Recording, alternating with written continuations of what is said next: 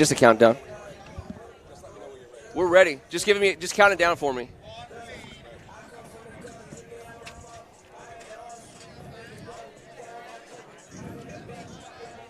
And we should see ourselves. That's going to be what people are seeing. Okay.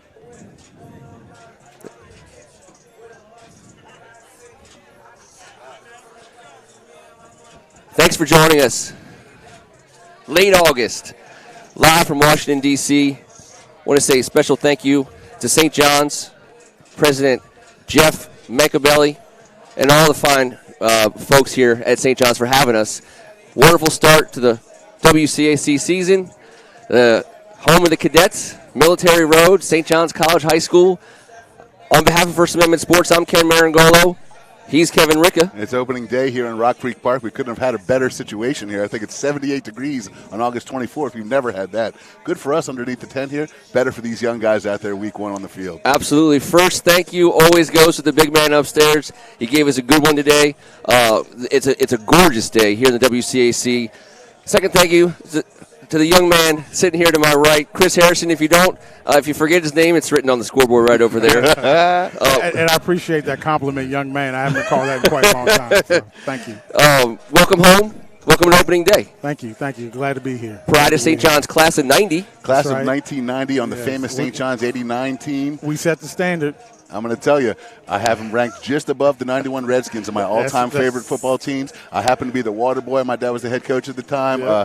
That team taught me how to play football and what it was all about. And I'm telling you, I could go position by position and tell you every name. You guys are my heroes, and I'm happy I got your cell phone number. You actually answered, and now we got you here today on opening day, and I'm very proud of that, my man. Listen, it's always great to see you, whether it's here or somewhere downtown Bethesda. I'm always happy to see one of the Rickers. Your father did He changed my life, literally. That year and that team, that squad, set the standard for the football we play now, but also the people on that team. Just great young men that came together, won a championship. Hadn't won a championship in, 20 years? Yeah, the season of the soldier. So the season of the soldier. 75, 76. That's right. Yep. And so, and we're lifelong friends. I mean, we all still get together, to come to games or, catch up and see how everybody's doing. Well, we hope that'll be a recurring theme as we move through this WCAC season. We're thrilled to have Chris here with us before this game.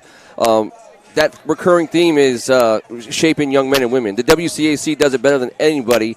No one goes to a WCAC school for 4 years. You're in for life, and it's a brotherhood and a sisterhood for that matter these days. Our lives are crashing into each other later in life. We're all from all these schools, and Chris, you put your finger on it right away. You're talking about people that changed your life, and it made a difference all the way till now. Oh yeah, definitely. I mean, back then, a lot of people don't remember the mid and late '80s, but DC was a very, very rough town, and just to be able to come here and get away from some of the things that I was seeing in my neighborhood, and to have the camaraderie of guys like Kevin Plank, Jay Williams, John Dessler, where we don't only play football together, but we literally liked each other and hung out together. It's been a lifelong friendship, and when we went on to college, each of us went our own separate way, but we stayed in touch. And then Jay and I had success in the NFL, and Kevin blew up with Under Armour, and Johnny's had his own success in his own right down in Oxford, Mississippi, and even Wes Greenwell is doing well here in D.C. Marty Davis. I mean, I could go down the line. Mike Wright. It's just so many guys from that team that have been successful, and it all started with St. John's and us playing football there. And let me give you the proper introduction. Chris Harrison went on to UVA, where he was a standout offensive lineman. He overcame what I've described and what you've described to me as the Joe Theismann injury. Yeah. My friend Doug Karszewski, your teammate at the time, said it sounded like a shotgun went off. Yeah. And it's as brutal an injury as you can possibly have. Not only did Chris Harrison come back and go above and beyond with the injury, I think you became a double major.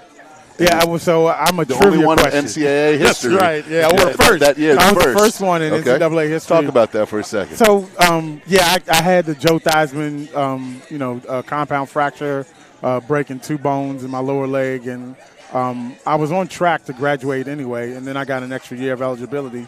So I wanted to get another degree because I felt like, UVA was a great school. I didn't know, I knew that I was a good athlete, but I didn't know if I'd be able to play professionally.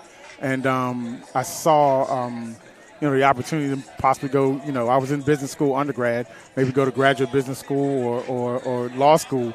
And hilariously, God rest his soul, my coach, Coach Wellesley, was a phenomenal coach, but even a better teacher of men and promoter of being a student athlete.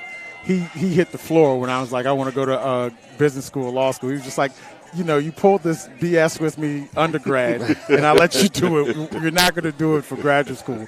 And so I decided to get an education degree, which, for better for worse, it was a great opportunity for me. Another shingle I could hang on my wall, and it's just been, tremendous. I don't think I could have made a better choice than going to St. John's, because at the time I had two older brothers that had gone to Carroll. Carroll was a football powerhouse, but I didn't want to be like them. And then my mother, when I came out of school, and your father had gone to Duke, and my mother wanted me to go to Duke because she thought it was just a great academic school. And choosing UVA, those two, combination of those two really, set me up for a great adult life. So. Well, the adult life got started quickly in the league. Yes, yeah. And, I was blessed to get, 5 years in, 4 active, with the Detroit Lions and Minnesota Vikings and Baltimore Ravens. And going in, I knew that this was going to be, because of the type of injury I had, I didn't think I was going to be one of these guys that got 10 years in.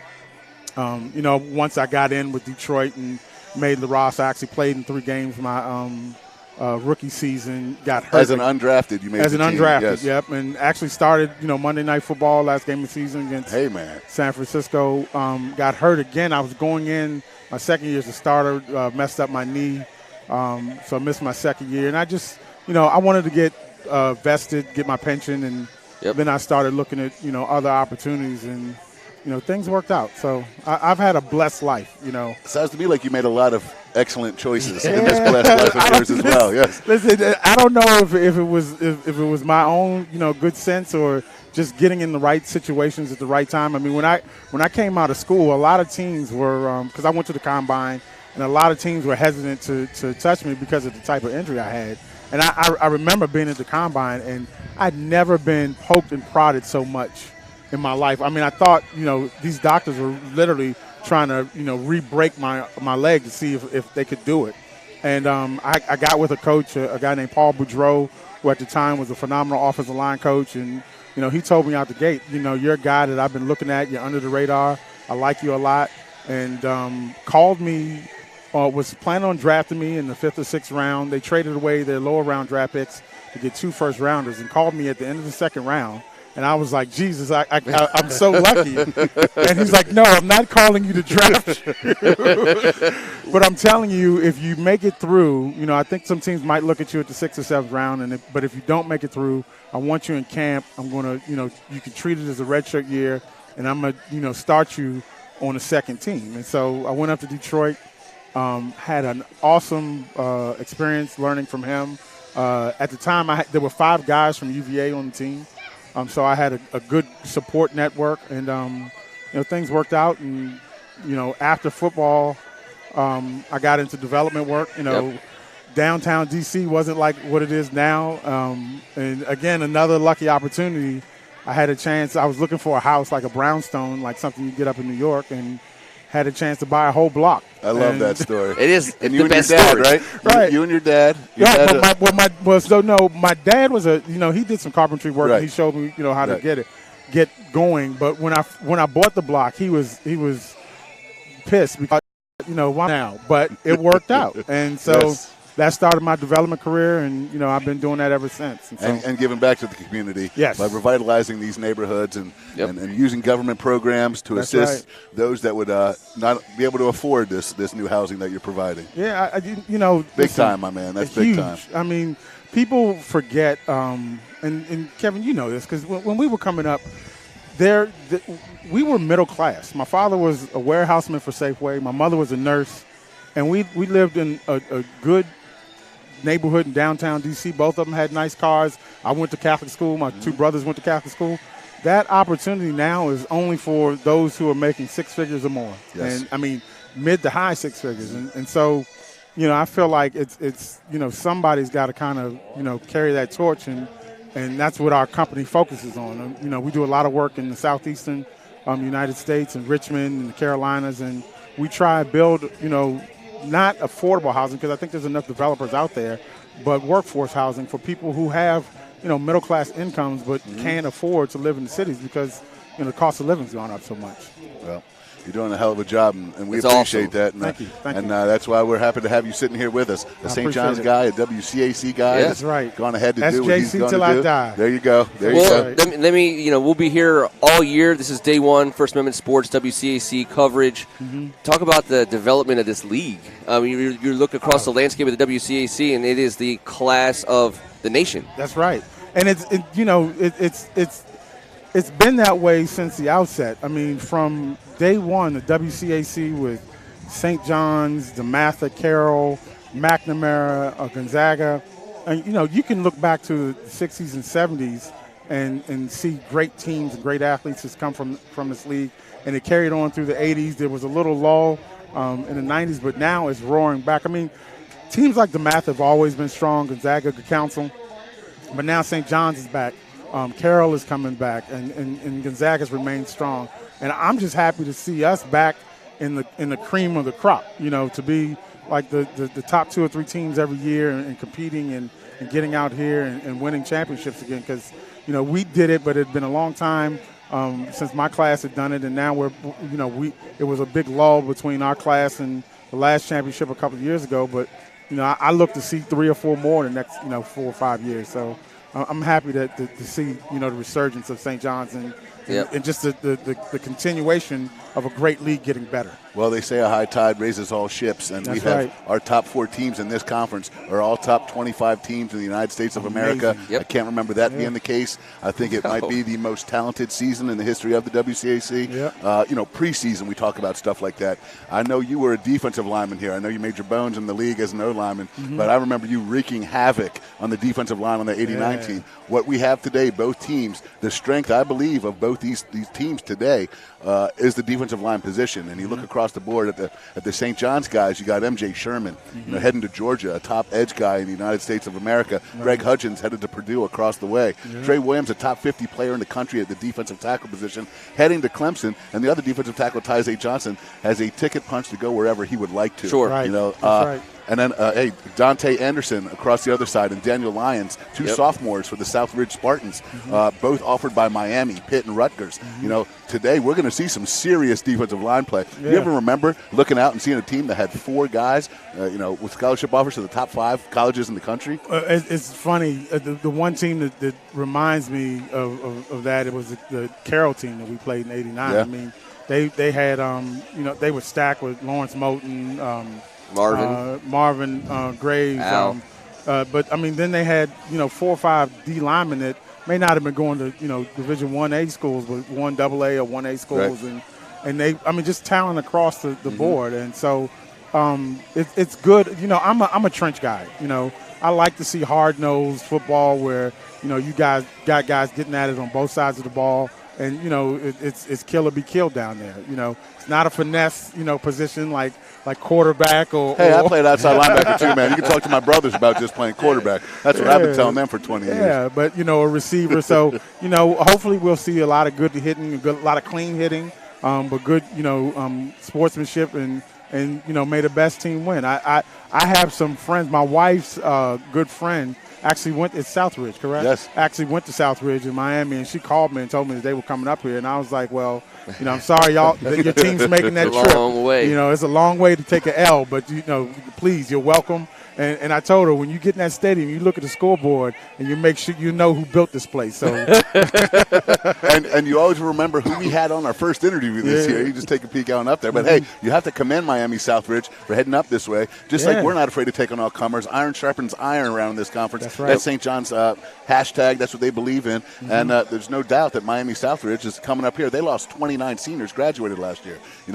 hey, they came up here. They got to see the monuments. They walked around. They got to actually check in with the Redskins. With the Redskins locker room tour. In the locker room and that tour. And you know what? I tip my cap to these guys with a young football team coming up here. Hey, they play football down there in Miami. They're not messing around. Yeah. They're not afraid. This is going to be an excellent contest, and I commend them from coming up here, taking on the number 3 team in the nation. They'll be competing in their division down Without in a doubt, Florida. the 5A division down there. They'll be going up against Miami Central, who we went 5 overtimes with here last year. Yep. And then Soldier and Rakeem hooked up to end it. What awesome. an incredible, maybe one of the top 5 games in high school last year. Yeah, and let me tell you something. For a team like this to come up here, this is a perfect opportunity for them because you always want to, you can't underestimate a team. And you ask any coach, the best time to beat a good team is the first game of the season. And so for them to come up here, I think, my hat's off to them. I think it's great for the kids to be able to see, when we were in high school, we traveled, within the state maybe, but we didn't go, to Miami or Alabama or anything like that. So it's a great opportunity for kids to see different areas, but it's a great opportunity to compete. And that's what it's all about at the end of the day. Like you said, iron against iron. And these guys are competing with a great team. I think, I hope that this is an easy win for us. It's a good tune-up for a much tougher part of the schedule, but we can't underestimate these guys because that's how you end up losing the game. No, that's a fact. Listen, no one at St. John's, that's part of their year transition, learning how not to underestimate anyone, getting a season older. But those of you who are looking at and checking this out from Southridge, we believe that St. John's has the most difficult schedule in high school football history. And that's right. And I'm not kidding. I don't think second is close. There are 6 top 10 ranked teams on our schedule and 2 more that are ranked in the top 25. Yeah. I mean, that's ridiculous. Well, and then anything like it. You talk about you're adding on a semifinal and hopefully a championship, and that's 2 more top 25. That's 10 top 25 games they're staring at. But listen, week by week, and this team coming up from Miami, like I said, you're going to see they have ridiculous speed. The cadets are going to be bigger, but this Southridge team gets to the ball, and they have 7 or 8 Division I scholarships on their own right. So, they're not coming in here thinking they're going to take it out. They're coming up here thinking they're going to get that W.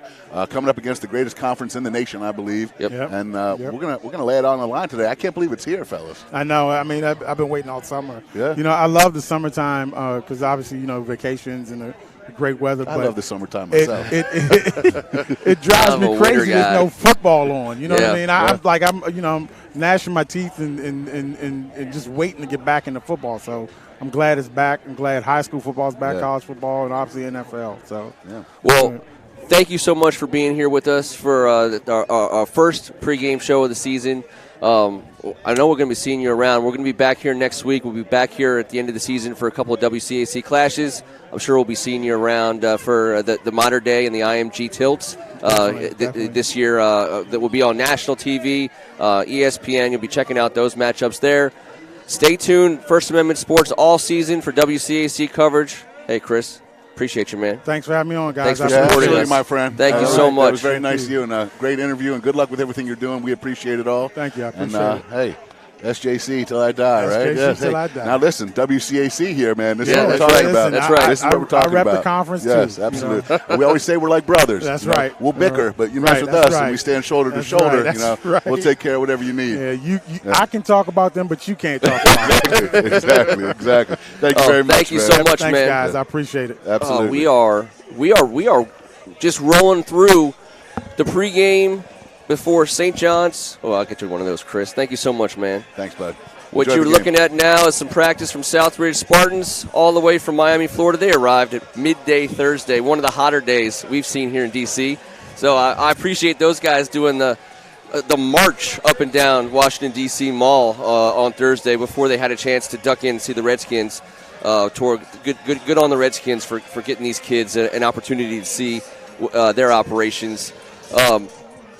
If you're just joining us, we're about 9 or 10 minutes away from kickoff. Let's do a couple more thank yous, and let's revisit some thank yous. I want to make sure, again, President Jeff Mancabelli, thank you for having us. Athletic Director Brian Griffin, thank you for having us. Thank you for all your support. Coach Joe Casamento and his 2 associate head coaches, Rashad Gillespie on the defensive side, Pat Ward on the offensive side, and a full staff of men and women who are absolutely doing amazing things here, St. John's College High School, inside city limits. Hey, I also want to reach out and extend a sincere thank you to Miami Southridge, third-year AD, George Vital. He could not have helped me out more, helped us out more. He gave us a very good outlook on what the Miami Southridge program and school is all about. a ton of details. He took time out of his busy work week, a hectic week when you're traveling from Miami up to D.C., and I certainly appreciate him taking the time.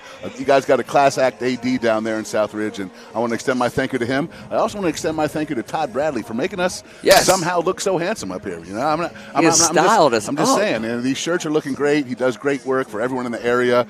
Sports Extra for all your embroidery needs. He is T-shirt Todd. He will print anything for you. He's got a new location by appointment only. I had to use a secret password. The Willis Hopscotches at midnight is what it is, but he is a great dude. I appreciate everything he's done for us, the delivery, everything he's done for our family. Fantastic. So let's get into this game here, man. What are we looking for? All right, so we have a preseason national title contender in the St. John's College High School Cadets. Southridge is amongst the teams they're playing. Deerfield comes in next week with the top 25 cred. I just don't want to overlook a group of athletes from Florida who we know good football players come from. I watched them get off the bus today. They're an impressive bunch. Exactly. And we know that on the field we're going to see some good players. I think we're going to talk about some players that we're going to be watching in this game today. And we'll probably start on the St. John's side. Now, I want to make sure everyone understands there's a lot of good players here at St. John's.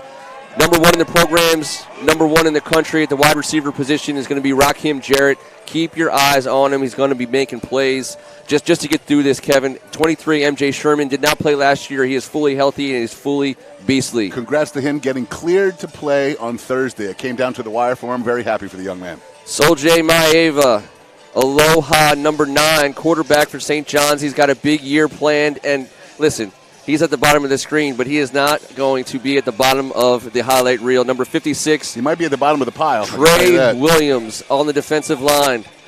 He is worth the price of admission. We're looking forward to not just the performance of these 4 guys. St. John's is full of them. There's just an endless number of guys who are going to be making plays all season long, and we're so happy to be bringing that to the world, really, because the world needs to know. Yeah, absolutely. Soljay, a BYU commit, and Trey, a top 50 player in the nation, a Clemson commit. On the Southbridge Spartans side, listen, they are absolutely bringing some players up here with them as well. At quarterback, Jalen Willis, number 4. The ball jumps off his hand. You'll see it right away, early and often. They like to spin it, and he can spin it. Jaheim Jerry, this kid is so explosive, can score from anywhere, a dangerous threat on the field at all times. You're going to love George Young, 5'9", 200 pounds, runs the ball hard. They say he's a very humble, quiet, hardworking leader, leads by example, and you'll see him. He's going to remind some of you St. John's fans a bit of Ron Cook.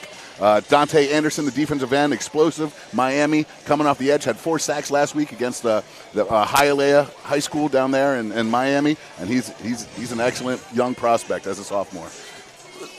Once again, athletes, all the way from Florida. They wouldn't have brought a busload of anything less. We're excited about that. Good test for St. John's on opening day. How about a couple keys to this game? And we're going to stay on the St. John's side for this one because we are talking about, again, one of the classiest organizations in high school sports this season. And on offense for St. John's, I think Kevin, you and I talked about this all week long. The ability for the running backs to be receivers. Yes, and not just on checkdowns, on certain plays designed to go into the flats. These 3 running backs all have tremendous hands, and you're going to see them make a ton of plays out there. Like I said, the D-line for the Spartans brings a lot of pressure, and they're going to try and quell that down a tad bit by getting those backs open in the flat. If you hear us giggling at any point during this broadcast, it's probably because of a play made by number 7, Antoine Littleton. Yes. There's nothing little about this man, and when he gets the ball, he's simply fun to watch. Yes, he is, and when you're in the flats and you have to decide whether to tackle him, you better have said your prayers in the morning, kissed your mom on the cheek goodbye, and you better be wearing some clean underwear because that is a risky business decision that you're about to make. Affairs in order. 6'3", 285 coming at you in the open field. I have nightmares about it to this day. The defensive line for St. John's, we touched on it. We're talking to Chris Harrison in the pregame show. These guys we're not talking about where they're going to college anymore. We're talking about where they're going in the backfield of the opponent's offense because that's where they're going to be ending up most plays. It's a classy bunch, and it's a theme we hope will be playing on all year long. The trenches of the WCAC, we know that's where football is won and lost. no matter how much the passing game evolves, no matter how much the game turns into this, featuring the finesse and the athleticism on the outside, the game is won and lost on the line of scrimmage, and the WCAC does the line of scrimmage like nobody else. And it's not just St. John's, but at St. John's, that defensive line is amazing. Yeah, just the amount of talent and the offseason they had. Trey Williams went crazy this offseason. Took himself up to be a top 50 prospect at any position in the nation, and then went ahead and signed with Clemson. MJ Sherman tears his ACL week 3 against Miami Central last year. Like I said, gets cleared on Thursday. They put him down at the defensive end spot this year, and wait till you see him get off the ball and get after it. Tyzay Johnson, like I said, one of the team leaders as a junior. He's got offers from you name a top 10 program. He has that offer in the back pocket. Greg Hudgens, congratulations to him. About a month or so ago, commits to the Purdue Boilermakers, and they're going to certainly be happy in West Lafayette to get a load of that guy. He's going to be a beast for them, number 19 on the field.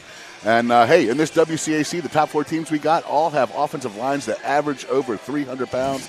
Crazy to me in this day and age, but you got to keep up with the Joneses, and the big boys are going to be where it's won and where it's at, like you said. About 2 minutes away. Captains are approaching midfield. We will have an anthem. I believe we'll have an opening prayer and maybe a sportsmanship creed. The WCAC does a good job with all of those things, and when that happens, we, of course, will break from our audio. You will hear that, but we will not be going anywhere. Don't adjust your dial. And let me just say this real fast at the top, and maybe Kevin will remind people throughout. If you're watching this at home, if you're somewhere around the country checking out your alma mater or your favorite high school sports conference in the nation, send us a picture of your setup. Tweet us at Plead the First CEO, First Amendment Sports on Twitter.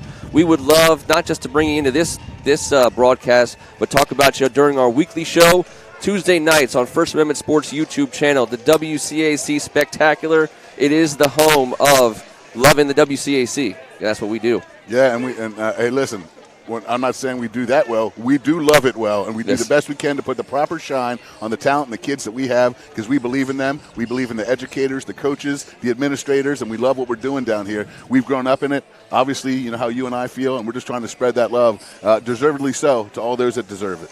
Looks like you're playing Endless today, and it looks like I'm playing play-by-play today. If I ever look like that guy number 1 out there and my name was underneath there, I'll take it.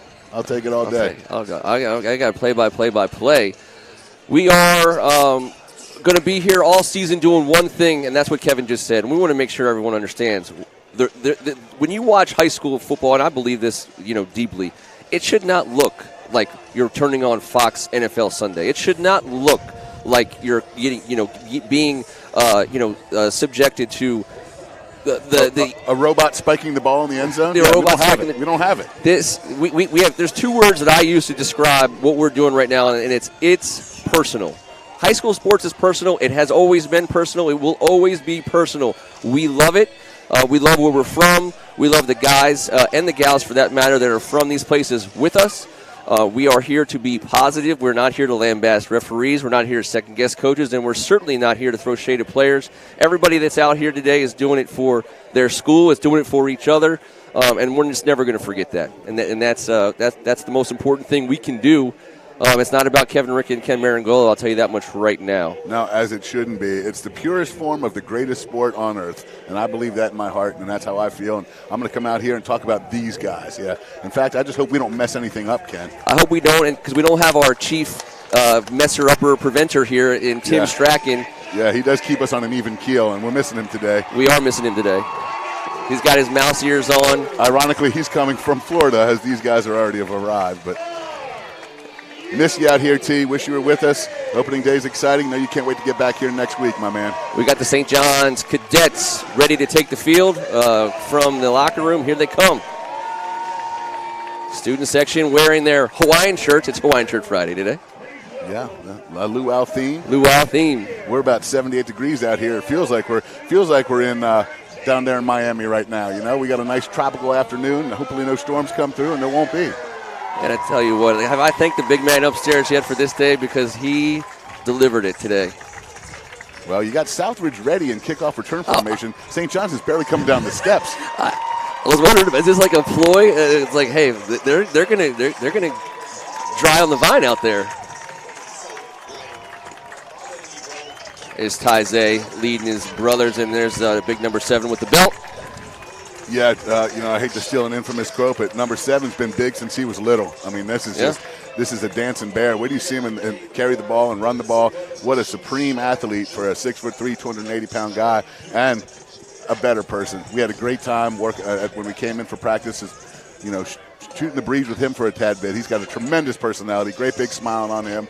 Going to be tremendously successful for the next. If one more kid who looks like he's 5 feet taller than me and 200 pounds bigger than me calls me sir, it blows me away. Not a single person. Embrace it, man. It's amazing. It's amazing. It's just it's really a testament to what the WCAC does. Here we go. Why don't we go ahead and pause now? Yes. And now, ladies and gentlemen, at this time, would you please rise and remove your hats for our pregame prayer. Then, please remain standing for the playing of our national anthem. Let us remember that we are in the holy presence of God. Dear Lord, help me to play my very best during this game. Teach me to treat my fellow team members and coaches, referees and opponents with respect and dignity. Challenge me to always do what is best for my team and not necessarily for myself. Enlighten me to the powerful life lessons I will experience during this competition, win or lose. I ask all of these things through Christ our Lord. Amen. Amen. St. John Baptist de La Salle. Pray for us. Live Jesus in our hearts. Forever.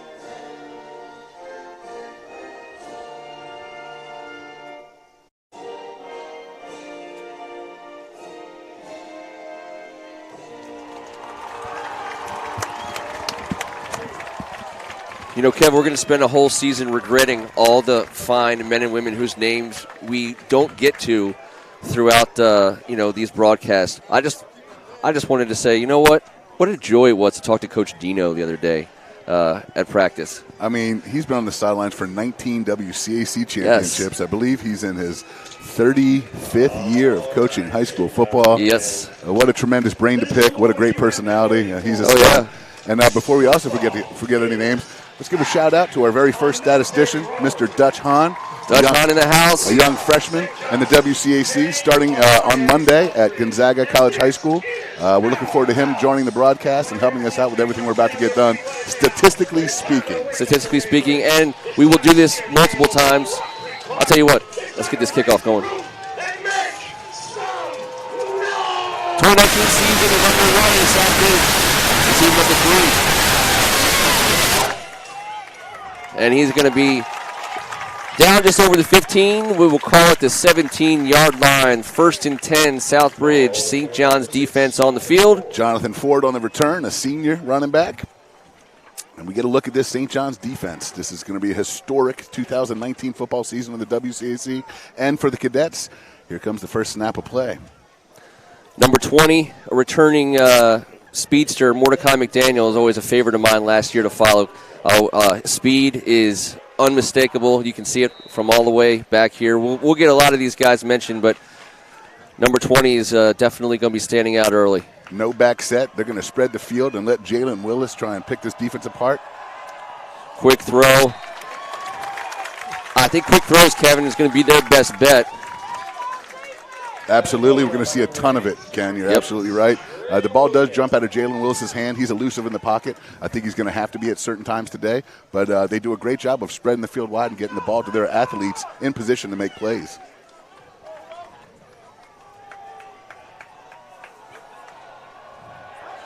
Puts it on the ground. He comes outside here at the yard marker. Jones got some size, too. That's also going to be beneficial to him, seeing over this St. John's defensive line. 3rd and long. And I believe I see Trey Williams in number 8. You know, he's run back and forth from 56 to 8 and back and forth. And you know what? That guy can wear whatever number he wants. Yes, he gets in the backfield that fast. He sure can. He's hilarious. I wonder if they just didn't stitch the 5.6. All right, here we go. 3rd and long. Greg Hudgens He's got a couple minutes. Off the outside. That's an incomplete pass. It's going to bring up 4th and 10. We do expect to see the punt team come on, and here they come. Excellent pressure by Hudgens. It forced a bit of an errant throw to a receiver that seemed like he had a little space to get the first down. Mark Evans was running out wide, and you know what? That's an impressive throw to the outside of the field. You got to be careful with those chances against this secondary at St. John's. Was that Gary Rosemont Jr. on the coverage, or was he? It looked like he was the closest cadet. Yeah, Gary Rosemont Jr. is going to be a heck of a player this year. Playing both ways for the Cadets. Good job by the punter. Oh, Mordecai McDaniels almost gets a foot on that. That ball is going to land short of the 50 and take a St. John's bounce back. I got that ball at the 41-yard line. Looks like that's where they're going to set up for 1st and 10. And we got some laundry on the field. I don't think anyone touched that punter. The ball did hit the ground on the snap. Well, they're going to figure it out here. It's got that opening day feel. Even sometimes, people in the stands don't exactly know what to do just quite yet. Illegal hand to the face. And in the pregame, when you said we wouldn't be saying anything negative about these officials, I had to write it down. You're going to have to remind me. We'll just make a note. Be consistent with it. We will make a note. Shout out to Quentin Mayo, our main man, helping us out on the social. Thank you so much. We look forward to getting some good stuff. Send it around, everybody. Nothing but good plays coming out of Military Road today. And while we're waiting, I want to say a special thank you to Automatic Sports. Luke David, Victor Maddox, our partners. We started together last year in a kind of a loose relationship, figuring each other out, and here we are a year later. Fully committed to each other. Really made. We took a large step. We made it. We did make that commitment, and we're excited to work with these guys. They're the best. And I'm excited to see number 9 right now in shotgun. Sol J. Maeva, the leader of this St. John's offense. Going to be a handoff on 1st down. McDonald up the left sidelines. He's got room. He's going to get down to about, we're going to call that the 33-yard line. Bringing up another 1st down for St. John's. There's a reason why the Tennessee Volunteers, the Maryland Terrapins, and the BC Eagles have taken quite an interest in the young man. You're going to see a trio of running backs back there. We've talked about Antoine Littleton. Yeah, you're going to see some Jamar Curtis, and you're going to see a heavy dose of Colby McDonald, number 3.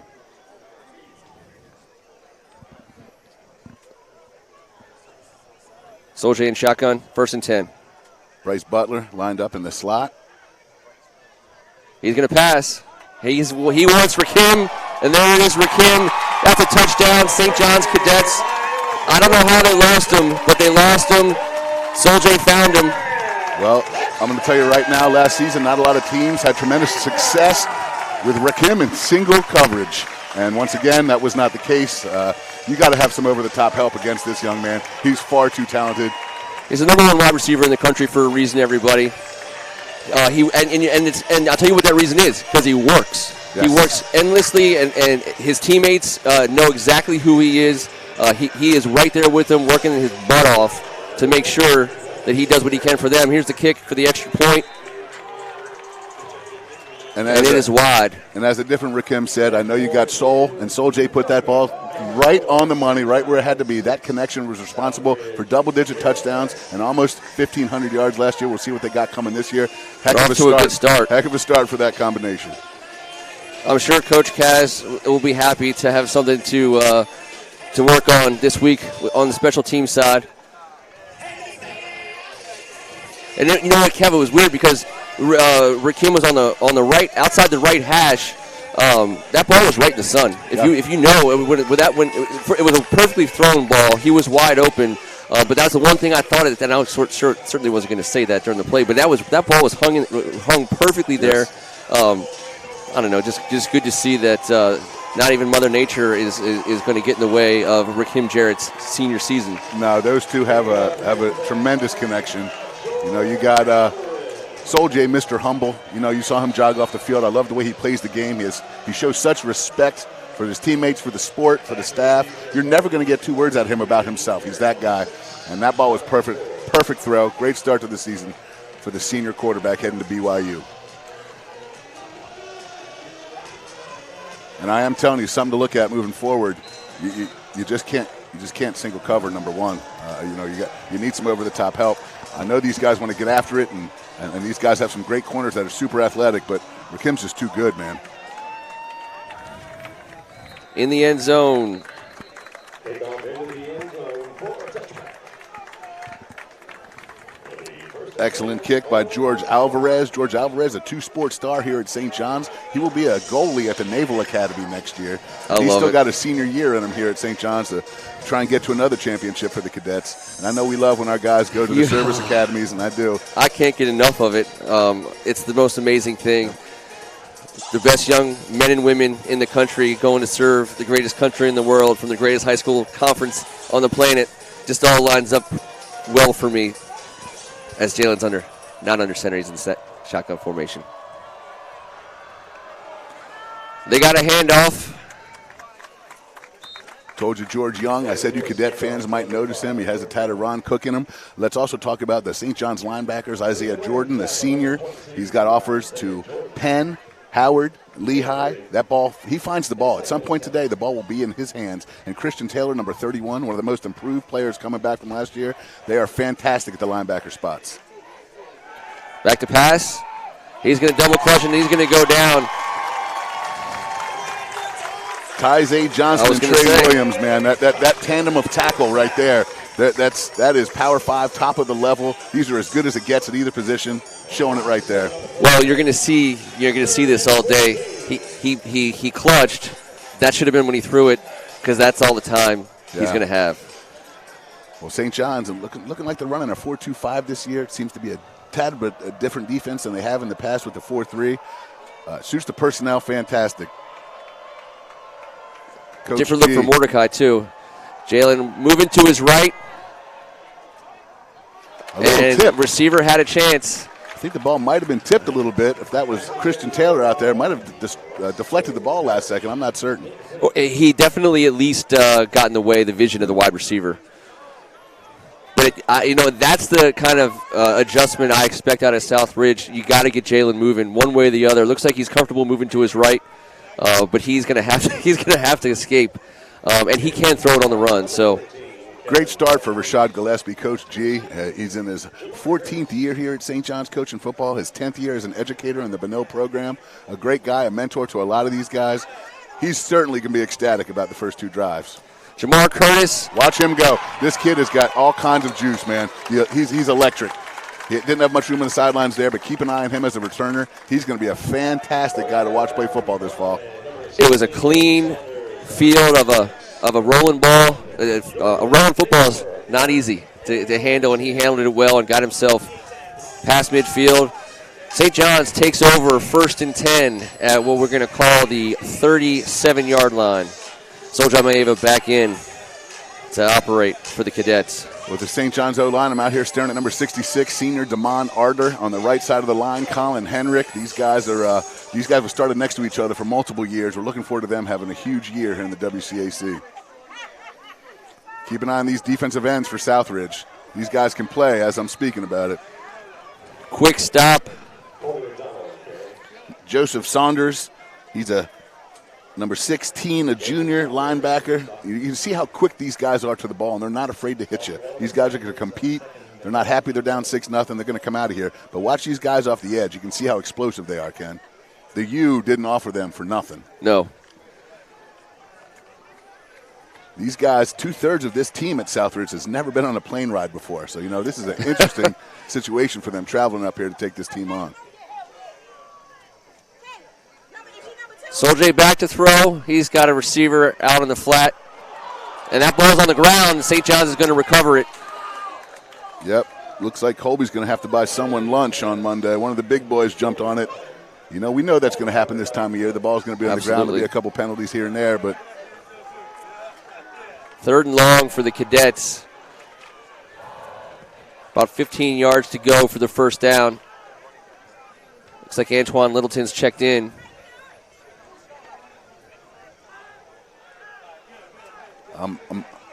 Gary Rosemont and Rakim Jerry out to the right. Rakim in the slot. About to be joined by Caleb Combs. And don't see any help over top here. I sure don't. High snap. Soljay on the move. There's Gary Rosemont. He's making his way. He's going to get first down. Gary Rosemont Jr. on the first down catch. His lovely mother, Miss Kim Johnson, came up to remind us it's Gary Rosemont Jr., and we didn't forget, did we? The junior is junior. This kid's going to play a lot of snaps. He's playing both ways for the Cadets, starting at cornerback and at the slot receiver. Making a play here. Looks like we've got some laundry on the field. And St. John's is moving back. And it will be against the Cadets. A legal man downfield. So you had the high snap, and you had Soljay squirting out to the right side. Looks like in that time frame, someone got himself in the wrong spot. Well, these guys are playing some tough D here. Listen, this Southridge team, in 2016, they were the 8A Florida State champs. They have 3 state championships in their 40-year history. So, they're not afraid to play some big-time ball. Antoine Littleton in the backfield with Soljay. Soljay moving out to his left. And he's going to continue moving. This is going to be a run. He's got a block from Mordecai McDaniel. Not going to be enough for the first down, but it will create about a 4 or 5 yard 4th down opportunity. And I bet you a hot dog they're going for it here, my friend. Offense is staying on the field. Bryce Butler's checking in. So versatile, Bryce Butler. Like tight end, H-back, and use him in the slot. Jamel Overton steps off. And it is going to be 5 yards. Antoine Littleton joins Soljay in the backfield. Mordecai McDaniel's on the top of your screen. There's number 7. Donald Carter out here in one-on-one coverage with number 1, Rakim Jarrett. It's going to be a flare out to Antoine Littleton. He's got some yards to go, and I'm thinking he might be making it to the end zone. That's a touchdown for St. John's Cadets, number 7. He is a walking lesson in physics, ladies and gentlemen. When that body gets in motion, it's going to stay in motion. When we talked about the running backs catching the ball out of the backfield, we just want everyone to know he is a running back. That is 285 pounds of freak athlete motoring down the field. We talked about the business decision that it is. He ran through a couple tackles there. You see the hands, he had to reach out for it. He's got honey on his hands, man. They love the way he catches the ball. He was jumping over people. We want to wish Bryce Butler the best. Looks like he's coming off with a little ding. Hopefully it's just nothing. I'll look for Christian Taylor, who has come in and backed him up on the offensive side of the ball to have to play on both sides here. This time it's up. Splits the uprights. 13-0 St. John's Cadets on 4th down. St. John's converts for the score. Nice job by Daniel Reyes. There was a bit of an interesting snap there. He making that extra point, getting the score to 13. But, I mean, we just got a dose of just how exceptional of an athlete at that size of the baby bus, as we like to call him, in town. Antoine Littleton is something else coming out of the backfield. They don't make guys that size that can catch the ball like that and run straight ahead like that. That was fun for me to watch there, Ken. Even a better smile. And speaking of smiling, we're certainly smiling because we are joined here this season once again by our good friends, people who stood up next to us as we got our show started last year. That's Pat Judge from Beltway Cleaning Services, James Madden. You've seen his logo all over the country associated with the championship game from last season. And McGann, Del Pino, and Hughes. Terry McGann, of course, the esteemed DeMatha graduate. And I understand that company is full of WCAC folks as well. Thank you guys so much. We appreciate your support. And your loyalty and your friendship. Those guys have been great to us. And It's awesome looking at your names on the screen there. Thank you, fellas. Jaheim Jerry's going to go all the way the other side of the field. He's got a little bit of room, and he's going to get across the 20-yard line for the Southridge Spartans. They will take over 1st and 10 from the 23-yard line. Maybe we'll call it the 22. Jaheim Jerry is electric. He is. That was a bold decision. You know, he crossed field, and he made it work for him. George Vital told me they say he's an Isaac Bruce clone, and I love the reference. Guys our age know that, the way he runs routes and makes plays after the catch. A tad bit undersized. It doesn't matter. He's tough as nails and put together. They're going to try and get him the ball here on this drive, Ken. They got to get a play. They got to get a first down. They got to get on track here. Let Jalen Willis get into a bit of a rhythm if he can. I expect to see him moving quickly and by design. Well, we got quad stack formation out here to the near side. Don't see that every day. Roscoe Parrish, I believe. Yes, it is. With a quickie, and he's going to get close to first down yardage. It's going to be second down though. Very smart call. Get Jalen Willis into a bit of a rhythm, a safe throw, get some positive yardage, put the ball in the hands of the most sure-handed receiver on the team. Florida Atlantic, Florida International offers Arkansas State. He's got an ability to go to the next level and play some ball. On the left hash, the Spartans are setting up with a 4 wide. To the right, looks like a triple stack there in the slot. And it's going to be another quick one. It's going to be also to Roscoe Parrish. He's got first down yardage. And they got a team tackle. Everyone makes it to the ball in red.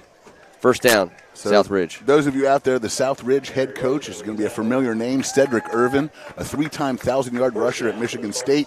He was a 4th-round draft pick by the Detroit Lions. Also cousins with Michael Irvin. Yep. This guy's we won't hold that against him. He's a big deal down in South Florida, and he played some ball here at Southridge, and they're happy to have him back in year 2, calling plays and heading up this whole program. First down snap. He does not have a lot of time. And that was off the side. Was that was Isaiah Jordan, number 22, coming off the edge. Isaiah Jordan. He was so fast, I wanted to make sure it wasn't Mordecai. Has been an incredible football player for the Cadets over the last few years. You know, he is just a great student, another quiet, humble kid that plays football, that has the nose for it. I'm telling you, he comes up with the ball every time we come out here and do a game, Ken. Well, it's his ball. I think we've made that clear. Exceptional job of keeping the ball and keeping possession for Jalen. Yeah, he had to one-hand that as he got pummeled to the ground. What a burst by Isaiah there. It was. He had quite an offseason because he's taking a little weight off, and he came flying off that edge right there. 5 blocking 4, and it's not enough. St. John's is going to be able to get Jalen to the ground. And it looked like MJ Sherman and Greg Hudgens, the bookends. Yeah. Let's meet at Jalen Willis. And they did a little bit of a stunt. I was going to say 5 blocking 3 for a second, then they brought that 4th right through the middle. Jalen Willis did the right thing. He stepped up into the pocket. There was nowhere for him to go. He protected the ball. He's taken a couple of big licks, and he hasn't dropped that ball on the ground yet. I like the way he stands in there. It's a tough group to stand in the pocket against, Ken. It sure is, and we have 3rd, and we're going to call it 27. It's quite the distance. They're going to want to chop this up. St. John's. This defensive team speed is overwhelming. Yeah, St. John's has got 3 in the back. Looks like they're going to play almost 4 deep. Yeah, they're in a cover 4. They're trying to keep it in front of them and make a tackle. Roscoe Parrish, sure-handed catch. He's going to get almost back. We're going to call it just past the original line of scrimmage. Yeah, those guys. Christian Taylor thought the ball was out. Loose. We got 4th and 10, and here comes the punt team. Good on Southridge for getting some of that yardage back. They can flip a little bit of a better field. Yeah, he was down. Yeah, it was a good chunk of yards. Roscoe Parrish is shifty. He's gonna be a guy that does well down in the 5A district. And you know what? That to me was seeing Southridge get something done in the middle of the field. They've been pushing everything to the outside, so maybe they get a little confidence taking one over the middle. Here's the punt. Mordecai's going to let it fall. It takes a Southridge bounce. A little down into the 22. St. John's will take over on downs. 1st and 10. Cadets up 13-0. We got just under 4 minutes to go in the first quarter here. Opening day, WCAC. Ain't it grand? Man, I'll tell you what, there's nothing that looks better than an 80-degree day in late August, and it's for real. Yeah, I can't believe what we're dealing with out here. Those of you from outside of the area listening down in Miami, normally it's we have that humidity that you guys are dealing with. It's usually about 92 here with 100% humidity, and I've got a sweat towel wrapped around my body. This is not the case today. We're cooling in the shade, watching some high school football. Excellent athletes out on that field, and St. John's is going to try and make it 3 for 3. Yeah, and we don't have to throw another towel away. Or, we can actually say, we saved a towel. And this is a good time, I think, Ken, to bring up our mutual love for a Southridge alumni. Yes. One of the more famous Southridge alumni. Oh, yeah. Inducted into the Southridge Athletic Hall of Fame last season, national starting catcher Jan Gomes. He is an outstanding player for us this year, and he must have known it was Southridge was coming into town because Jan has gone 6 for 12 this week with 4 RBIs, 4 walks, getting on base. One of the hottest weeks he's had of the season. And George Vital told me that he sponsored one of the team meals to come up here this week, reaching back to the program. And an excellent guy. He's out in Wrigley Field right now starting the catcher. We haven't gotten an update on that, but maybe we could get our statistician's dad to help us out, see how Jan's pulling it out today, because when Southridge is in D.C., I bet you he's going to have a huge day. Antoine Littlefield joining Soljay Maeva in the backfield. 3 wide receivers and an H-back. There's the snap and there's the handoff. Number 7, he looks like he slipped. Lost his footing a bit there. Give him a yard. 2nd and 9 as the clock moves to 3.5 minutes here in the first quarter.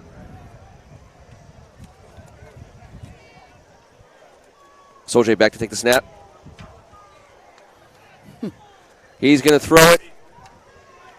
He wants it deep. He's not seeing it. He's going to come out to the short side of the field. He does get the throw away.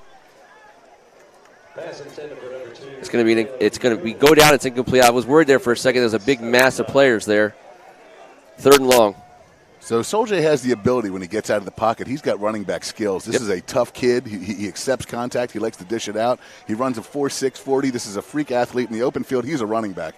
But what he's done tremendously well this offseason is stayed in the pocket, letting the play develop. Now, at that time, he had to escape. Didn't throw the ball, threw the ball away, saved his team to play another down. You can see the progression of this senior getting to the point where he's mastering the position this year. 3rd and 9. Shotgun formation. Soljay gets the snap. He's going to move out to the left. He's going to get the ball away. Rakim Jarrett's the intended receiver. He has some company there. It's going to be an incomplete pass. It's going to bring up 4th and long. And at this spot of the field, Coach Kaz is going to send the punt team out. Good defensive stop for the Spartans. Yeah, new defensive coordinator Andre Daniels is going to be happy about that series. They came out, they competed, they caused a little chaos. Antoine didn't catch his footing. Soljay was forced to scramble twice. And a good series for the Southridge Spartans. They got 2 deep. Looks like, let's see here. Roscoe Parrish is going to set up. Actually, no, that isn't Roscoe Parrish. Looks like Jaheim Jerry. Punts away. St. John's does have it covered. It's going to take a Southridge bounce. They're going to take over 1st and 10. The 45-yard line. 3 minutes to go in the first quarter. 13-0 lead for your St. John's College High School Cadets. Don't worry, no commercial breaks. When we do WCAC, we're gonna stay on the mics the whole time. Thankfully, they get things going quick. Thankfully for the listeners. Thankfully for the listeners, they keep things moving. Jalen Willis. Go quad to the far side. Can't remember a time they didn't have 4. Little jailbreak screen. Roscoe Parrish has got room up. He's got good enough for a first down yardage, and he's got some help. A definite way to neutralize that 4-man rush. You sit there and hide in that little quad right formation. You hide Roscoe Parrish. He sat there, paused for a second, came back across the formation wide open. Well-designed play, well set up, great call by Cedric Irvin. And some good downfield blocking by Jaheim Jerry, helping his teammate get a couple extra hard-earned yards. There's a running back in the backfield, 4 wide. Roscoe Parrish in motion. Yeah, and it's going to be a delayed handoff, and he's not going to get much. They really got to get George Young going, but I see what they got. Arturo Maddox in the backfield there, a backup linebacker. This guy's played D-line, D-end. He's done it all. Spartans going backwards outside of the red zone now. I guess they were setting up just short of the red zone. 2nd and 13. Jalen Willis is checking with the coaching staff on the Spartans sideline. Yeah, this would be a huge time for the Spartans to get some points here, get some confidence going. You know, they've come a long way here. Going to the end zone for Jaheim Jerry, covered by Gary Rosemond Jr. I tell you, Jalen Willis, that was a minor flick of the wrist. It Yep. reminded me a tad bit of our guy, Dwayne Haskins. You know, not a whole lot of effort into throwing the ball a long, long way with a little bit of touch. Excellent coverage by Gary Rosemond Jr. And you know where that ball went, Kevin? Right over to that way back deep corner. I believe that's where we used to park when we were kids. When my dad would bring me to games here, we park right along this road here, and make our way onto campus. Okay. That's just where I used to hang out during lunch, I believe. But I'm glad you were using it for came here more during positive purpose. Absolutely. Jalen Willis, shotgun formation. He's moving to his right. The ball's in the air. That's going to be picked off. Receiver fell down. Looks like that was Roscoe Parrish was the intended receiver. That was a great play by Xavier Terry, the sophomore defensive back. You know, this is a tough kid. He made the transition from running back in the offseason, got a little experience late season last year for the Cadets.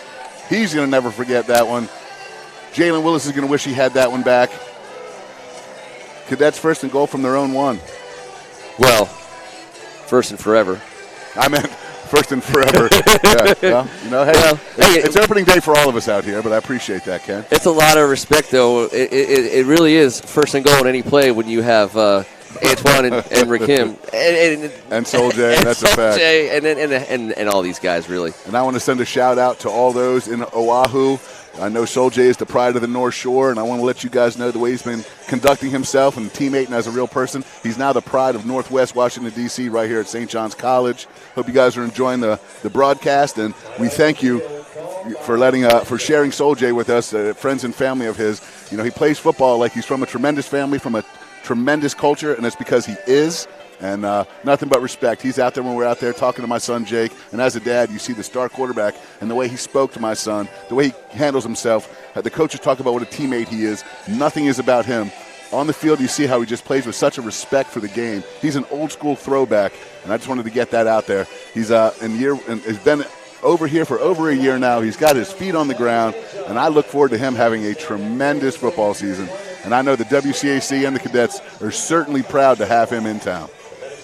Aloha means a lot of things. I know it means a lot of things. And hopefully it means we'll be going to the North Shore soon, Kevin, for some First Amendment sports coverage. Yeah, you know.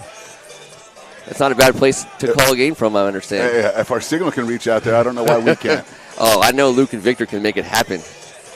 They're magicians. St. John's did burn a timeout. They have 2 left in the first half. 1.5 minutes to go in their first quarter. They're going to take over at the 1.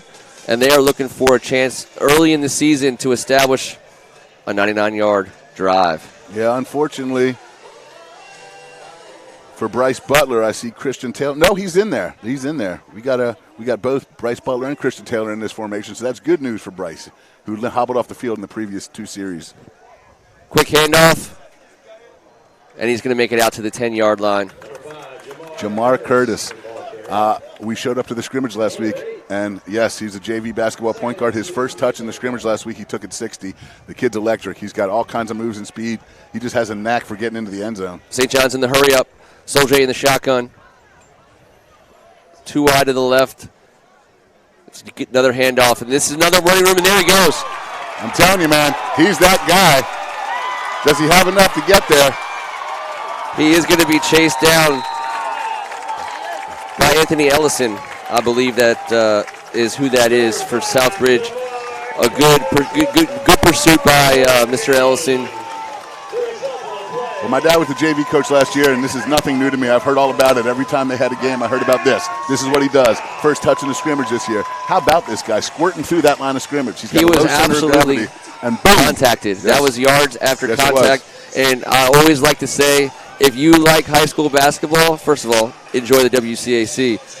I dare you to come to a JV basketball game between St. John's and DeMatha and tell me if it's varsity or JV. You'll never know. Good luck. Soljay in the backfield. That's going to be another handoff. There's a lot of forward momentum there. After that last drive with a couple scramble throws, I think Coach Casamento said, you know what, I think we're going to line up with my 300-pound line and just head straight at you and see what you got. Is that Colby McDonald that was with Colby. the carry? Yep. Jamar Curtis coming back into the game. That's one way to extricate yourself from the 1-yard line. St. John's showing us how with 16 seconds to go in the first quarter. It looks like the game clock and the play clock are about equal, so I expect them to snap this ball. Same there's play. Jamar, and he's finding room. And I believe he's going to be close to a first down for St. John's. That will be the first quarter. Outstanding pace. Normally in a young running back, they're so excited in week one. They get the ball and they want to sprint straight ahead. He had the ability to have the patience to allow that hole to open up, then burst through it on both of those runs. He's a natural with his God-gifted ability. He is born to be a running back. We are proud to present some of our first quarter highlights from First Amendment Sports as we make our way through to the second quarter. And man, were there ever? There was some amazing plays. Yeah, a couple of Soljay touchdown passes. He's 3 for 5 for 64 yards, 19 yards rushing. Here we go. There's a big run from Jamar Curtis. Yes. Great angle by the guys there on Jerry Rosemond Jr.'s first down. That's a good scramble. Now this is the one that's going to make headlines. You're going to have to. That's can't play bumper cars. Yeah. You're going to lose that bumper car game. Jamar Curtis, 3 rushes for 77 yards, Ken. That's a nice start to the career for the young man, number 5, the sophomore sensation.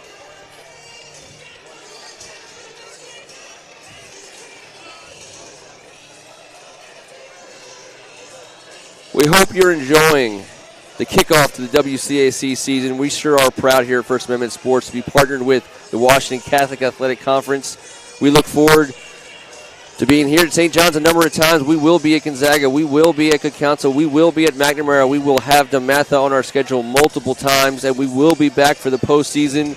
It all starts today, and St. John's is going to start this second quarter with 1st and 10 inside the red zone.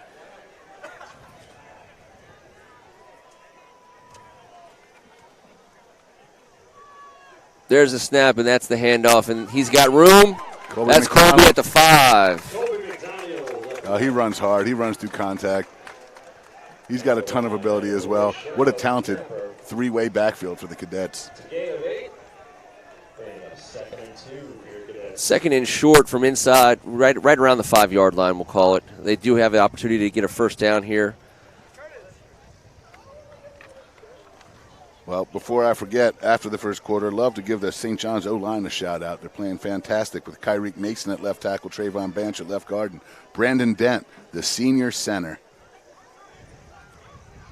We talked about Arter and Heinrich already. Christian Taylor in motion. It's going to be a handoff and a throw, and that's a touchdown on the inside. Inside move by, I believe that's Rakim Jarrett. That's Rakim all day long. They run that little run-pass option. Soljay's a great ball handler. He can throw from any position with his legs. He pulled that thing and flicked it quick. Rakim went and found it at the spot. Another TD for that connection, the first of many this season. St. John's puts another 6 on the scoreboard as they set up for the extra point.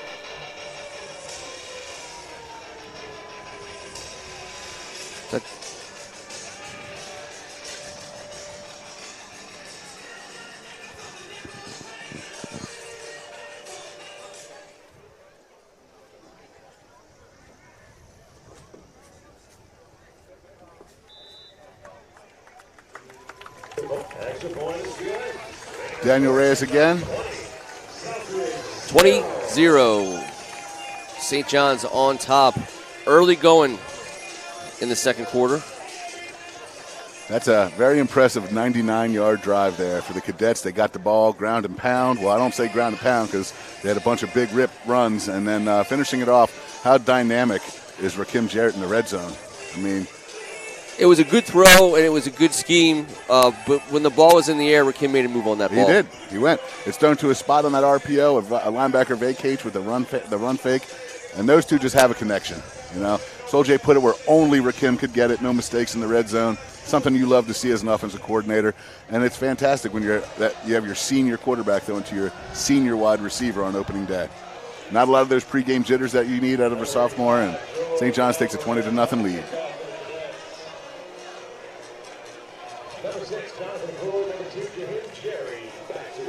George Alvarez on the white hash, counting his teammates, making sure Christian Taylor, we're going to wait until he gets inside the hash. There he is.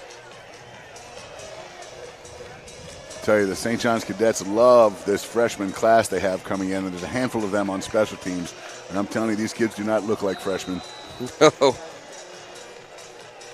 Check out number 44, Rohan Davey. He's starting at the bandit position in the secondary, a bit of a strong safety linebacker hybrid. This freshman, the AD Brian Griffin told me, is the best defender he's ever had as a freshman at St. John's. As a flag, Jonathan Ford returns for the Southridge Spartans in the area where you'd expect to maybe see a holding penalty called. And we're going to see a chop block. Or a low block. Sophomores Josh Thompson and Arturo Maddox in on the tackle before the block below the waist. There's another name for you we'll be looking for this season. Arturo Maddox. He's played D tackle. He's played D end. He's only a sophomore. He's now backing up at the linebacker spot. They love him. He's a beast. He hits like a freight train, and a bit of a tweener in a good way. His versatility is tremendous across the defensive line and the linebacker position. Look at him on special teams right there in the tackle. You're right, Ken. That is a name we're going to be saying quite often. And a great football name, Arturo Maddox. I already don't want to hit that guy. I like it. And Rohan Davey. It just says, I can play ball. And Rohan Davies on the field covering the slot, or that's where he's lined 200 up. pounds. Yep. He is a beast. He's staying low. The ball's in the air. He's going deep. Jerry's got an eye for it. He had his hands on it, and he was unable to bring it down. That was a absolutely fantastic play by sophomore Justin Gibson. The team and the coaching staff cannot talk enough about his toughness. This rising sophomore is all of it. He'll come smack you. He'll guard you in man-to-man coverage out on an island. Great play by number 32. Southridge gets to the line of scrimmage quickly. 2nd and 10. And they're going to have to at least attempt that throw to keep St. John's somewhat honest. Here comes 5 rushing. They brought the extra rusher in there. It's going to be picked off. That looks like Xavier Terry, I believe. Terry. Hey, the former running back using his running back skills to slide and groove through the line of scrimmage. What a reaction play by him. That ball, it looked like it was tipped by 10 guys. I don't think that's true. We'll get a sense of it here on the instant replay. But once that ball was tipped, it was a lot of guys looking the wrong way. Xavier Terry was looking the right way. Here it goes. The cut. He wanted 6 right there. That's that tip drill. I'm telling you, Coach G has got to be ecstatic about his defense today. This is a no-joke offense with a rifle-armed quarterback and a bunch of playmakers out wide. Looked like Christian Taylor came free on the left-hand side and maybe put a little bit of a scare into Jalen. And if you take a look at Christian Taylor, that's not the guy you want coming free. He is put together. Free. Yes. It's so hard. My eyes go straight to number 8. Here's St. John's, 1st and goal. Ball's going to go to Antoine Littleton. He's got ahead of steam. I think he's going to make it across the goal line, and he sure did. I mean, we call him around this town, we call him Baby Bus. He's looking more like the senior bus. Jerome Bettis, this guy. How are you going to stop him at the red zone? How? If he's a baby bus, tell me what a senior bus looks like. Well, his little brother's a freshman, so he might need to take that nickname over. We got to go forward with Antoine bus. Because that's an unstoppable force down there in the red zone. Littleton staying on for teams. to guard for block for the extra point. I mean, that's a freight train coming downhill. High knees and everything. Kick is up and good. St. John's on top, 27-0. We told you Look at him before the jogging off game. the field. We told The you mountain before the of game. man. Number 7 for St. John's. It's fun. I tell you what's fun about him. His smile. He is having a good time when he's on that field. He's a respectful young man. Yeah. He listens to his coaches. He's got his teammates back. And Kevin, he took that ball on the right side. He ran across the line of scrimmage, pretty much past the entire Southridge team, which most of them were being blocked. But he's got speed, he's got agility, he's got strength and toughness. This is going to be a fun guy to cover this year. They don't make human beings like this. No. I mean, his skill set is second to none. I can't think of a comp, whether it be NFL or college ball. Jerome Bettis, that was his nickname. The Baby Bless was freshman year, man. The guy's a junior now. We're not, he's grown out of that, if you will. I could watch him play football all day long, and he's a backup defensive tackle, so he'll come in there in a situation they need him. He'll come in there and play a little H-back. He can catch the ball. He does it all. St. John's student section certainly enjoying this opening day for their guys. 27-0, 10.5 minutes to go in the first half. George Alvarez getting things started once again. Jaheim Jerry is going to receive the ball. Foot in the end zone. That's a touchback. Yes, it is. And this is a proud team with an excellent history, this Southridge squad. You can't have that turnover deep in your red zone. They're out here. They're a play or two away from getting some yards. But they're not going to back down here. These guys come from a great football region. As much respect as we give ourselves about the football from around here, trying to stick together, we certainly know how they play ball down in Dade County. That Miami region has a billion ridiculous athletes and great football players. I don't anticipate these guys lying down for anything here. There's a reason why you want to measure yourself against a team like this on opening day. Jalen Willis. Quick throw, Roscoe Parrish. He's going to get hit right away. That's Gary Rosemond Jr. laying the wood for a short loss. Southridge 2nd and 12. Just a football player right there. Number 11's all over the field today. Well, that's an adjustment. Southridge has to throw it fast because they do. The St. John's defensive line is going to get there fast. And if you're going to throw it to a back, a guy who's built like a back like Roscoe is, if you're going to get the ball out there fast, Gary Rosemond, he's going to get there too. Yeah. Gary's now on the outside. He's played safety. He's played corner. He's a slot receiver. Just a glue guy, great guy to have. And like he just showed, he'll come up and give it to you. Rohan Davies staying low. Looks like Xavier Terry is going to catch him deep. There's a handoff. Trey Williams makes the stop. The flag as a Southridge player loses his helmet. We'll see what this call is. I didn't catch it on the replay.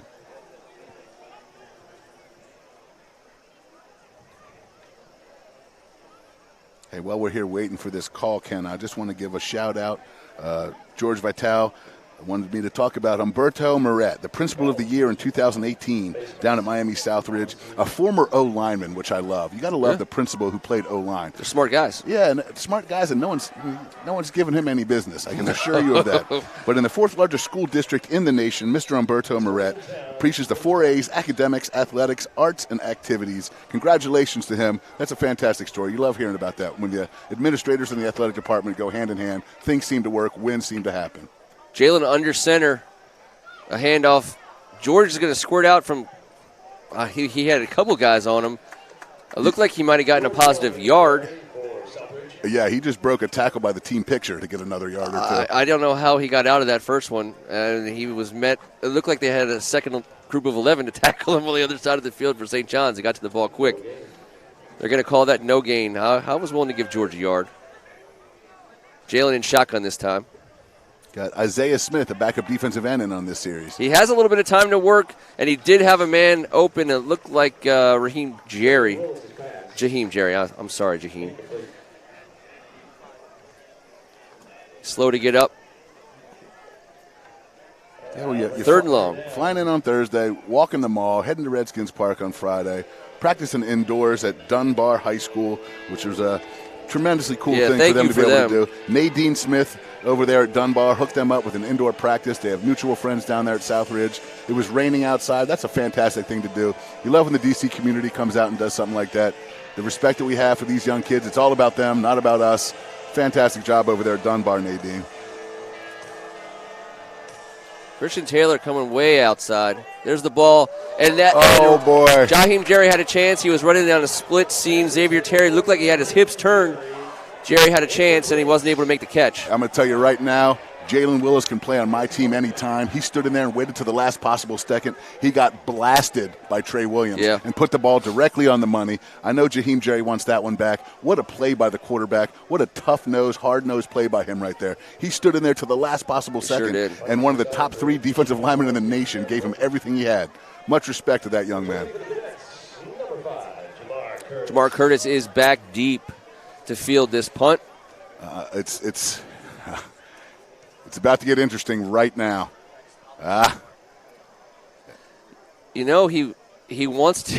He doesn't like to let that ball go by him. When I say that, it doesn't have anything to do with anyone rooting for anyone. I love watching these guys play ball, just like I would have loved to have seen Jaheim Jerry snag that one and take it to the house. It's so exciting to watch these athletes, and both those guys I just mentioned. Oh yeah, tremendously freakish athletes. Well, all across the WCAC, punt returners wearing the jerseys of all of our favorite schools can do magical things. Yes.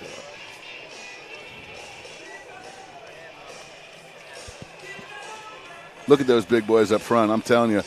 Looks like we might have a little bit of some personnel. Kari Butler, I saw him on the field. I believe I saw him come in there. Yes, you did. Number 26, Kahari Butler. They love him out wide. They're rotating some guys at the wide receiver position right now. Caleb Coombs hasn't gotten loose yet, but he's been offered by Alabama, LSU, Tennessee. And as we speak of, there he goes. That's him, number 2 right there. Put the ball on the ground. They said it's incomplete. He'll want that back. Yeah, he's outstanding. Crazy similarities to Rakim Jarrett in the development over the years, in the body type and the way he plays, a physical brand of wide receiver. The kid has a bright, bright future.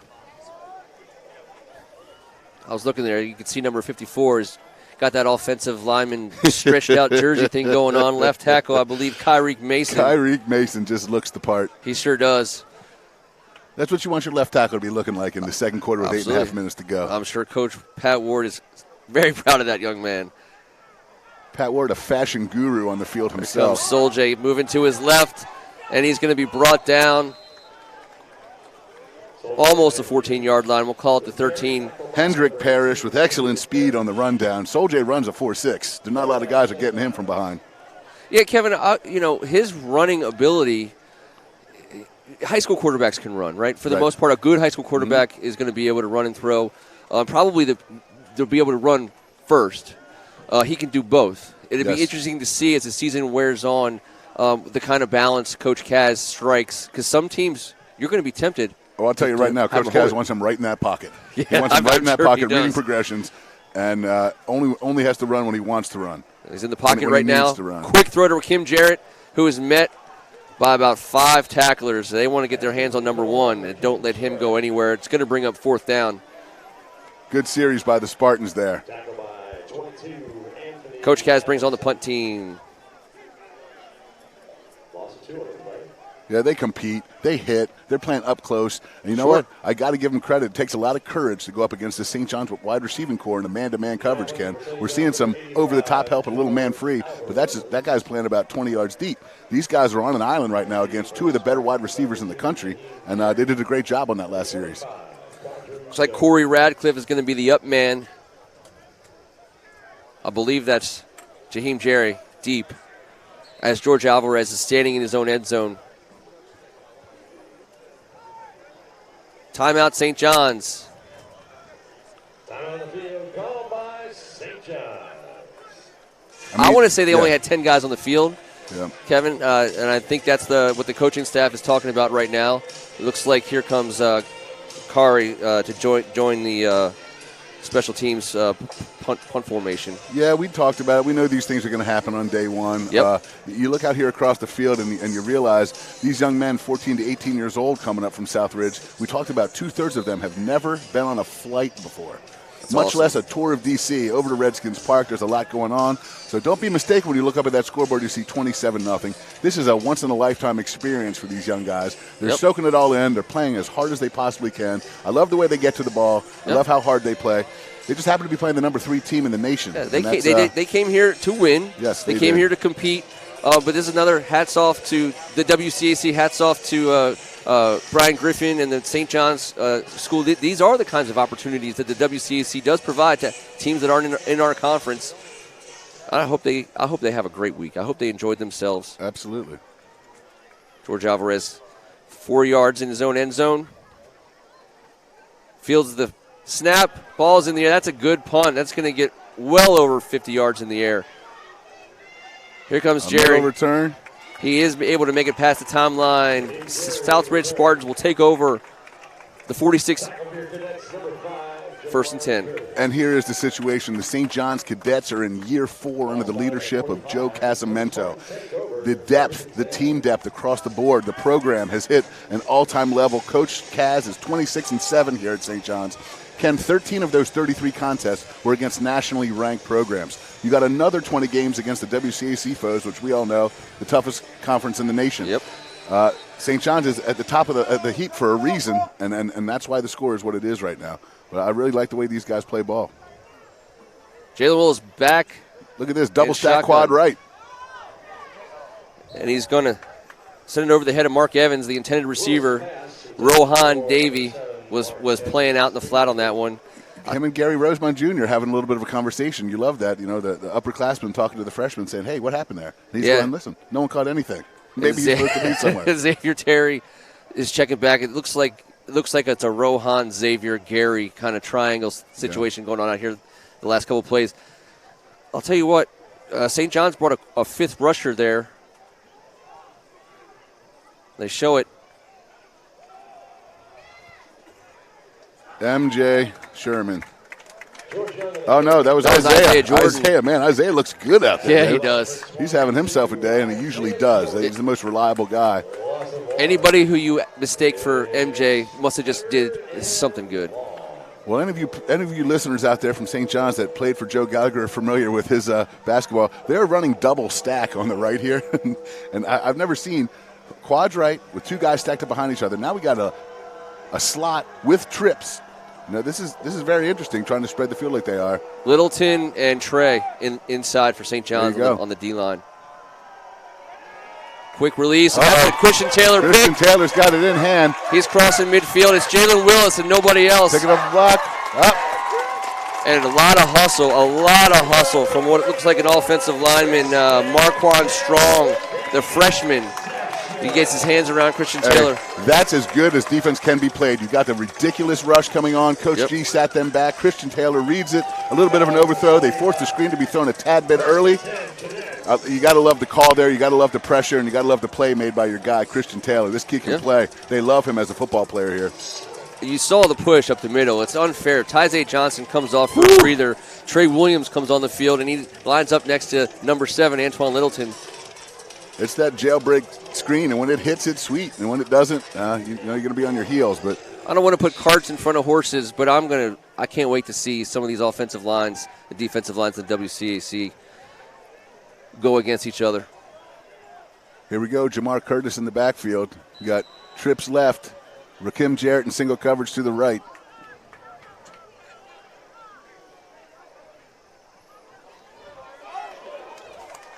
Man, he hits that hole. He sure does. And it's like the Barry Sanders. His low center of gravity allows him to sneak and slide through there, pick and choose his spots. And he's crafty enough to get both shoulders in that little fold and crease and make huge yards. First down, St. John. I mean, the difference in the size of tailback is unbelievable. We got small, medium, and super size. Looks like DJ Lincoln's getting some work. The sophomore wideout, 6'4". He's got big time stamped all over him. They love his potential. He's going to go out there and join Rakim, leaving Caleb Coombs one-on-one.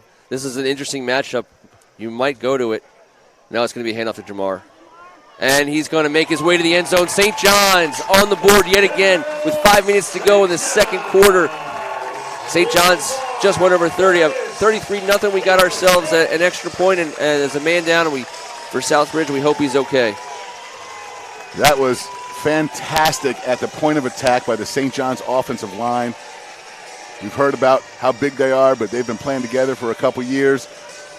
Brandon Dent and Trayvon Branch with Kyreek Mason coming into the fold. Colin Heinrich and Damon Arter. What an incredible group of guys they have up front. That whole, hey, I'll tell you what, Jamar Curtis did not need to sneak around anywhere. But he got to it fast. He did. He might have gotten an arm on him. He might have made more contact bouncing off one of his own guys. Let's take a quick moment to shout out. I know we have some real good friends, the Rock Creek Council over there on Cedar Lane, watching St. John's get some work done in late August. Appreciate you, Mike. Appreciate all you guys over there. Tommy Mitchell pouring him strong back there. Yeah, you got to appreciate that. Having a good day. Hopefully the golf's working out for you, bud. But the Cadets and the Spartans on the back 70-inch TV. Brand new addition to the house. Flag on the play. Prior to kick. Shout out to Brad Miller, a friend of ours. He puts all of our shows on at his place of business at Souls up there off Layhill, I believe, if I'm not mistaken. Absolutely. Thank you so much, Brad, for your support. Check him out if you're in the area. Penalty is declined. Re-kick. St. John's is going to reattempt an extra point. So Coach Cedric Irvin's got to keep the guys together, make sure their heads are up here. They just got to come out and compete, see what they can get out of this. He's got plenty of experience, Ken. He was the running back coach for Mark Ingram at Alabama under Nick Saban. Extra point is good. Got a big shout-out at the Heisman Trophy celebration, and this is also a guy who got it done on the field. A USA Today high school first-team All-American in 1995. He's got the know-how. He'll keep them up. He'll keep their heads up. Like we always talk about, we just pray for no injuries and have the rest of this contest played out strong. Clock will be moving at what point, Kev? Let's educate our listeners this year. The clock will be moving in the second half, I believe. 35, Ken. With 35. Or else it'd be moving right now. And as we get to certain stuff like that, everybody, we'll make sure to point out to you the subtle differences in high school football versus college and the pros. The defensive pass interference rules in high school always trip people up who are watching high school for the first time, because you can throw your hands up and face guard with your back to the ball. We'll keep our eyes on that as we move forward as well. Yeah. And the subtleties you're talking about, you see Rakim Jarrett described as the number one wide receiver in the country, and he's out there stalk blocking 10 yards downfield, a key block at the point of attack on the second level. Guy not afraid to do anything for the team to win. George Alvarez with the kick. George has been booting him down there. Everything's been inside that 5 or out of the end zone. They're going to come out just past the 20-yard line, and we do have a flag. That flag came from way far away from the action. It's got to be on. It looks like it was thrown right at Wayne Taylor, the senior defensive back. I thought it was on you for clipping me there when you were reaching for your notes, but no harm, no foul, Ken. It is going to be a hold on the Spartans. That'll back them up. Just under 5 minutes to go. They got to do their best to get 34-point George lead. Young going here. They got to get some type of run game, and easier said than done against this D-line. Do not get me wrong. Have we seen any pitches? I don't think they've pitched it to him. I could be mistaken. Ken, you got 2 werewolves playing in I defensive understand. position. I know what you're saying. I'm talking about a long pitch, like a 15-yard pitch, something to get it outside all those skinny guys for St. John's on the line of scrimmage. Yeah, pitch it, hand it off, chuck it. You're going up the same set of problems, and this is definitely going to get them ready for their 5A schedule down there. They have a chance to win it down there. One of their biggest competitors, like we talked about, Miami Central. Josh Thompson with no one to cover, and he's going to make his way to the backfield. That ball is once again kind of floated there across his body. I mean, Jalen Willis has the chops to make the throws that he wants to make. Yeah. Those are dangerous. That was dangerous, throwing back across the middle. I like the idea of getting him out on the flank, away from the business inside, get him on the move a little bit. But that you're running at MJ Sherman's side. It's it's dicey. Yeah, it's pretty well known around here. You just run away from you MJ gotta Sherman. run- I'm talking about run- on and off the field. Yes. Although he is a tremendous young man. Quick handoff. There he is. There's George. He's going to get a little bit Isaiah of Jordan, positive. Isaiah Jordan. 3rd and long. When in doubt, you just guess that Isaiah Jordan made the tackle because he's always in the mix. Looks like Tyzay Johnson is complaining about some low blocking.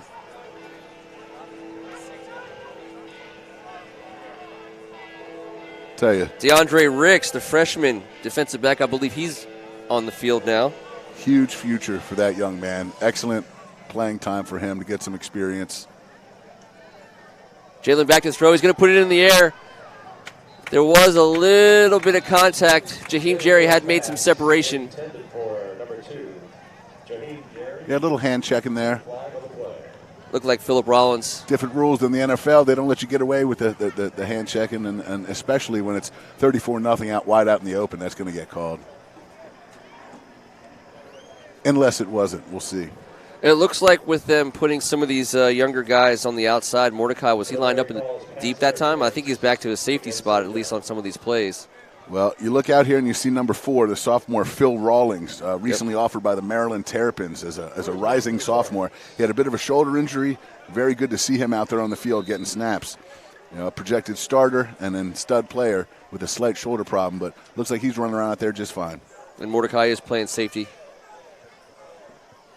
Congratulations to Mordecai. That's right. Jalen on the move, on the run. He's going to tuck and run, and he's got big number 8 chasing him down the sidelines. That's some speed. Yeah. Yeah, I was like, I wanted him to get out of bounds there. You're just hoping. We were all ready, but Jalen did Yes. make it out there. It's going to be 2nd and short for the Spartans offense. When we say congratulations to Mordecai McDaniel, the 2-sport star recently committing this week to the University of Tennessee Volunteers. And he's going to go up there with a guy he considers a big brother, another huge member of the St. John's football program. Kasim Hill has recently transferred to the Tennessee Volunteers, starting a family of cadets up there with a little bit of a pipeline. And that's going to be Quick good for handoff. everyone. There goes George Young. George Young able to squirt out. He's going to make it to the 50-yard line, and that's a first down for the Spartans. Moving the ball. 3:50 to go here in the first half. The humble, quiet senior leader. I love the way he runs. He's got that low center of gravity. He's got the ability to go play football at the next level. He's got an Arkansas State offer and has a tremendous GPA. They love him all across the board down there. Class act young man. Was that George or Jonathan Ford? That was George, right? Oh, yeah. Looks like number Jonathan 5. Ford is in the game.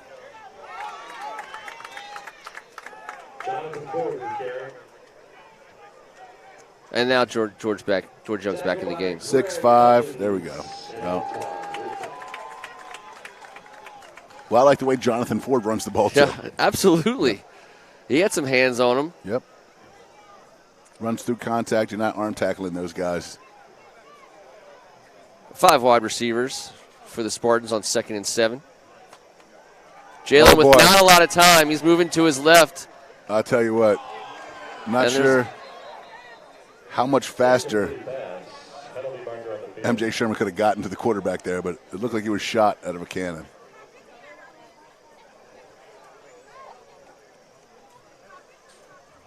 Let's see what the call is. Illegal lineman downfield. Yeah. St. John's is going to push him back. It'll be Eligible receiver downfield on the Spartans. 2nd and long coming up for Jalen Willis.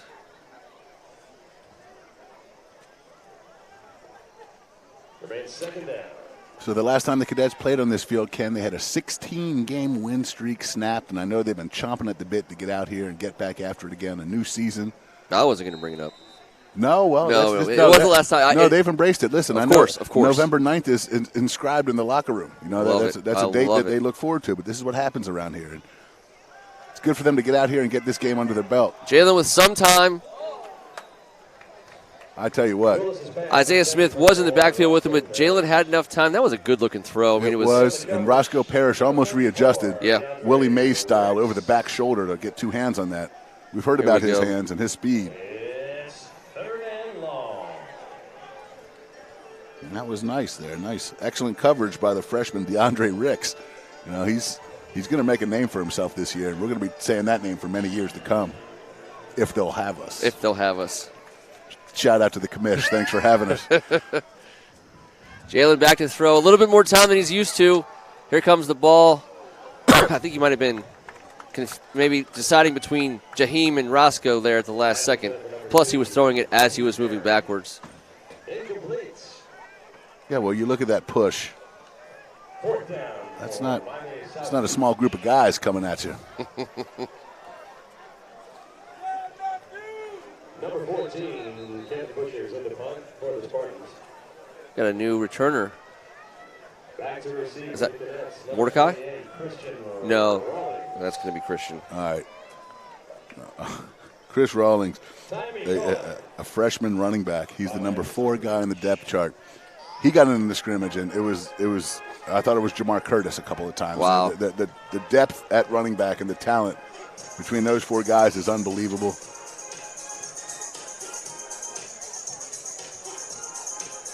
I mean, there's a reason why, Ken, this team, the St. John's team, is ranked number 3 in high school football sports in America, number 4 in Max Preps, number 5 in USA Today, playing the best high school schedule in the history of the sport.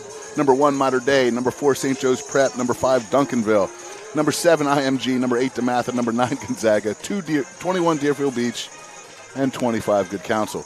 It's unreal. It's unreal. I'm so happy that here at First Amendment Sports we're a part of it with 3 of those games. Oh, yeah. 3 of the top-ranked games in the country by the USA Today before the season's out. Yep. And there's 20 Power 5 scholarships on the sidelines or on the field. He gets the punt away quickly.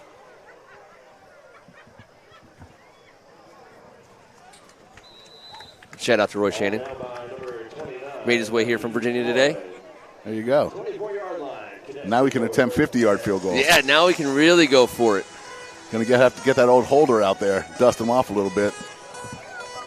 2.5 minutes to go in the first half. St. John's clinging to a 34-point lead early in this one.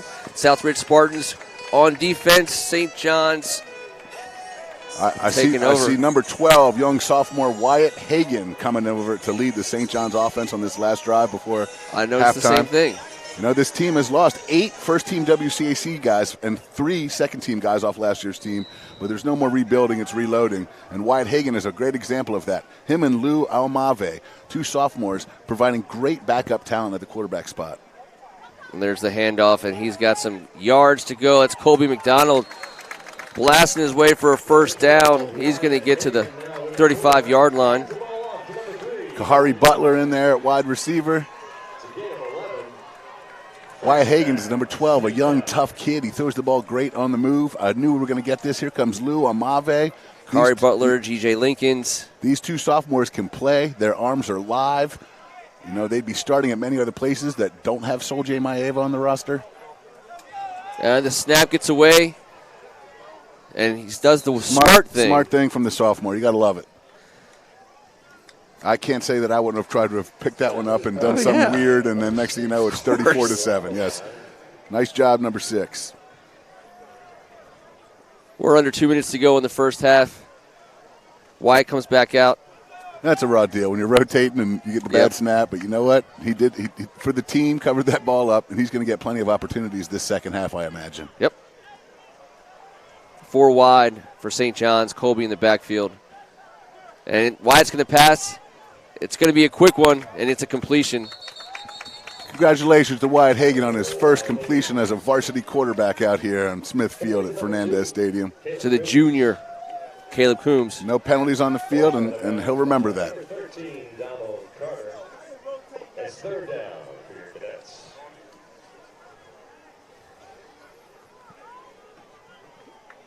Same formation.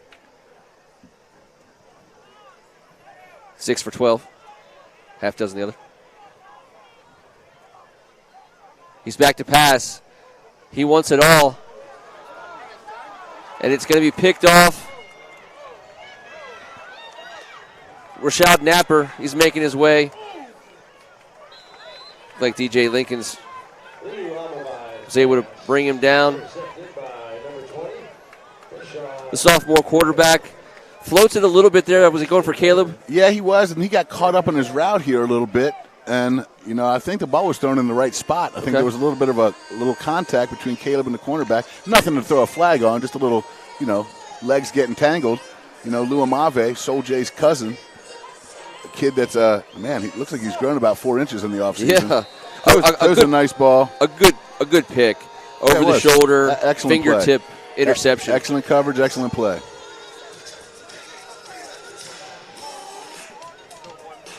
Jalen, shotgun, 4 wide.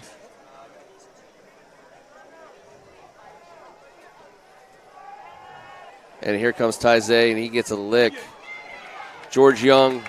That's excellent defense all the way around. Josh Thompson closing on the completion, making the tackle in the open field. Excellent push. Coaches are never satisfied, but Coach G, Rashad Gillespie, has got to be thrilled with the way this defense has performed. A new defense, a bunch of young kids, and they're out here executing. Coach G is a favorite here at St. John's. The students love him. The kids love him. He's a mentor to a lot of these young men. And the cadets are certainly lucky to have him here for the last decade and a half. A tremendous influence on a bunch of these young guys. Jalen with a quick throw. Receiver Jerry moving backwards as he called it. Greg Hudgens. By the time he was able to turn around and make his way upfield, there was no upfield. Greg Hudgens, look at the length of him. He redirected and got back out to the flat. There's a reason why he's going to the Big Ten. And I think they're going to call that will do it for the first half. Thought they might squeeze a play out of here. 34-0, St. John's Cadets over the Southridge Spartans. First half is completion. We will be back here for the second half to cover the greatness of the WCAC. Thank you so much for joining us. We'll be back real shortly. Thanks, everybody. See you back here in the second half.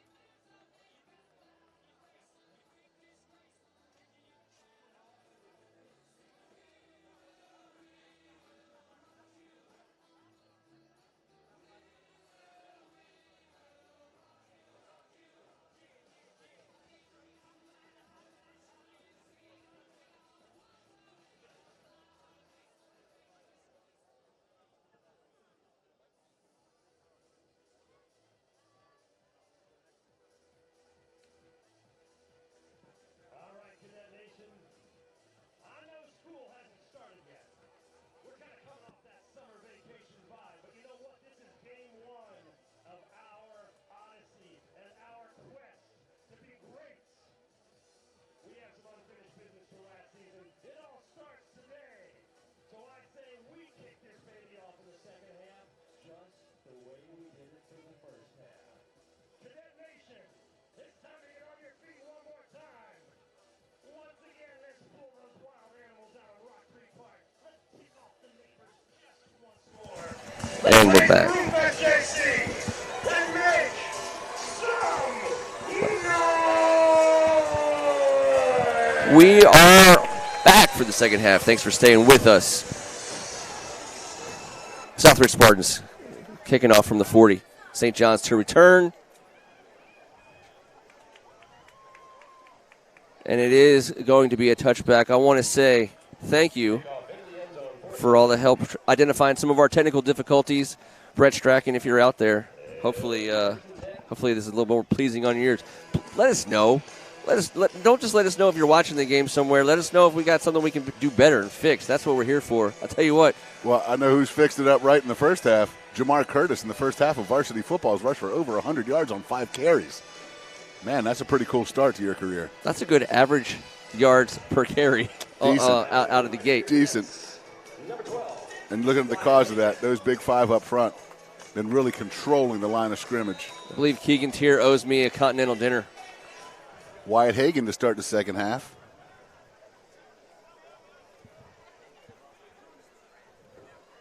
And there's the handoff. Colby McDonald. He sees some running room. Very similar run to how the game started right there, Ken. Little burst up the left side of the field. That's going to be a first down for St. John's. No, that's not a flag. That was a yellow shoe. St. John's. First and 10, the quarterback carousel continues. I think we're going to get this rotation all throughout the second half, and it's great for these young guys. Absolutely.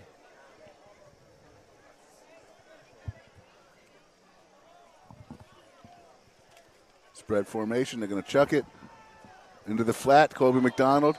What a play by number 18 for the Southridge Spartans, Hendrick Parrish. You know, he has great closing speed. He's done that a few times today.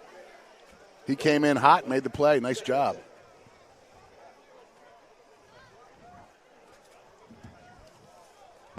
Jamar Curtis enters the game. Colby McDonald's coming out. And Wyatt Hagan letting everyone know what's about to happen here.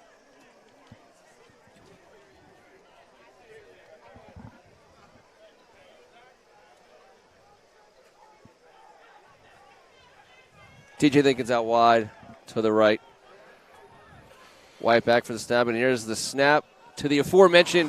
What a cut with Mark power. Curtis carries a couple of defenders for a couple extra yards to get over the 50-yard line. First and 10 for St. John's Cadets.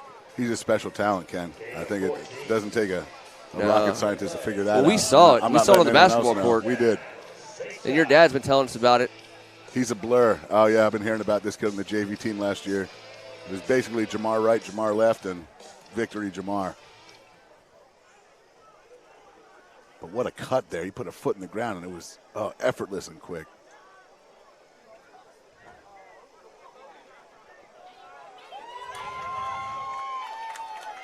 Big Colin Henrik moving down the field, leading. Jamar Curtis had a hand on the back, and, man, showed some great athleticism there, Colin. First and 10. St. John's threatening inside the 35-yard line.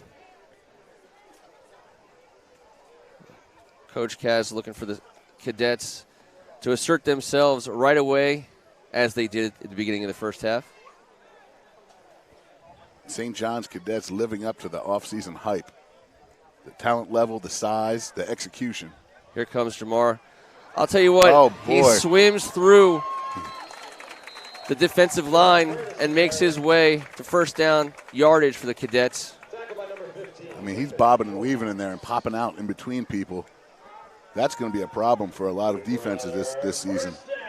It's a decent change of pace from, 160 to 280 and everything in between with Colby McDonald. They got it all covered.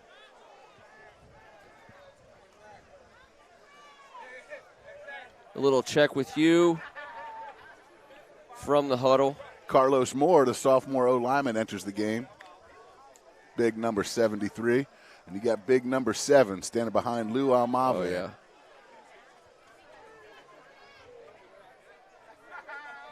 And there's the handoff to number 7, and he is a full steam ahead runner. Normally, the change of pace isn't a 130-pound difference. I can't get over it.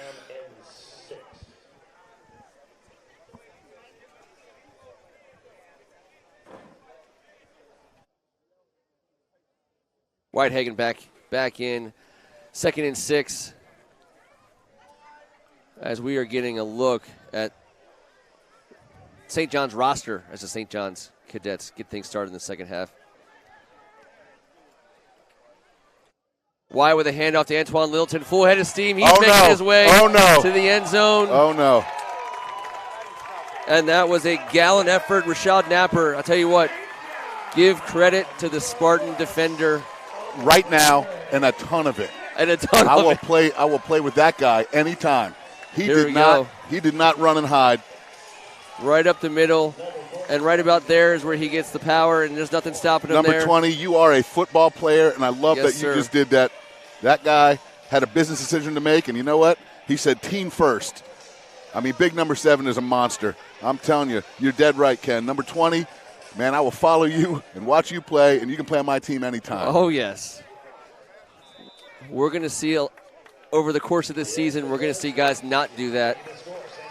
No one from the WCAC, of course. And jog off the field. Hey, I know a lot of people are oohing and on, but, you know, real football people know that guy's a baller And right look, now. The coach, he's getting a little coaching on the sideline, but I'll tell you one thing that coach is telling him, good for you, young man. Yeah, that's a foxhole guy right there. Look at him. That is, you know what? Look at that. That's great coaching. I love that. I love that. I love it. Every part of it. The run, the tackle, the coaching, or well, I guess you can't really call it a tackle, but the bravery. Yeah. I'll tell you what, on Antoine Littleton's first touchdown, Southridge defender made shoulder contact trying to knock him off his which obviously that ain't going to work, but there was no arms involved. I'll give Rashad Napper a lot of credit. It was an attempted tackle. He actually tried. Even he was there at the point of attack. He lowered his shoulder. It just wasn't happening. Yeah, you only have physics. You only have a couple options, and one of them is the dive at the ankles, and that's something that's going to happen. And Antoine's dealt with that his whole career. And the other one is it's tackle football on the street, and the big guy's got it, and you got to jump on his back and shoulders and hope that the troops are coming in to save you. I'm telling you what, I might have to call him the physicist. Big Antoine.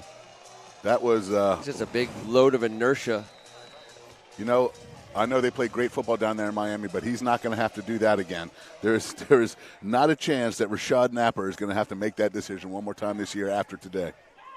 Jaheim Jerry, he's got a seam, yes, and he does. Stays on his feet. Great run.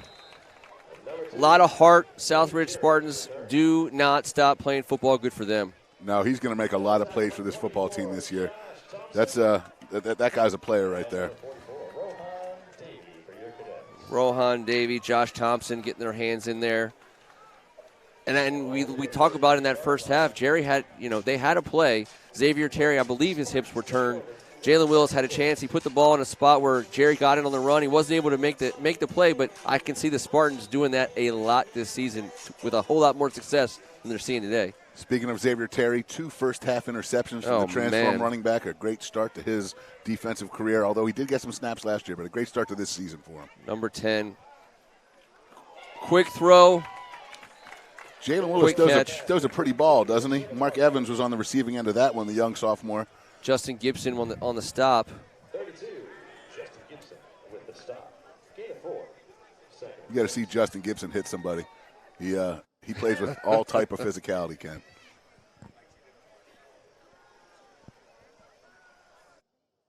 Jalen Willis gets the snap. He's got to step up in the pocket. Hands on him. Trey Williams will not be denied with the sack. Trey Williams is an absolute dominant football player at this level. He has been all over the place. Great job stepping up by Jalen Willis, trying to buy his team and his receivers a little bit of time, but there's just not much you can do there. When you're talking about Isaiah Jordan, MJ Sherman, Tyze, and Trey. Tyze and Trey there, you're not supposed to be that big and athletic. No. You're not. And then you bring in Littleton. to play some inside D line. I mean, it's a formidable front. They've been getting it done with 4, mixing in a little bit of a different look for Jalen. Oh, bottom line, Jalen's not having a lot of time to throw today. There's Isaiah in the mix. Tyzay. So last week in the scrimmage, Tyzay one-handed a screen in the flat and took it to the house. He wanted to do it again. I'll tell you what, MJ Sherman making friends in the backfield. Uh-oh. I sure hope he's okay. Yeah. I believe that's Jalen. He's been a warrior all day, Ken. He's taken all kinds of hits, been sacked a handful of times. Doing everything he can to buy his team some time.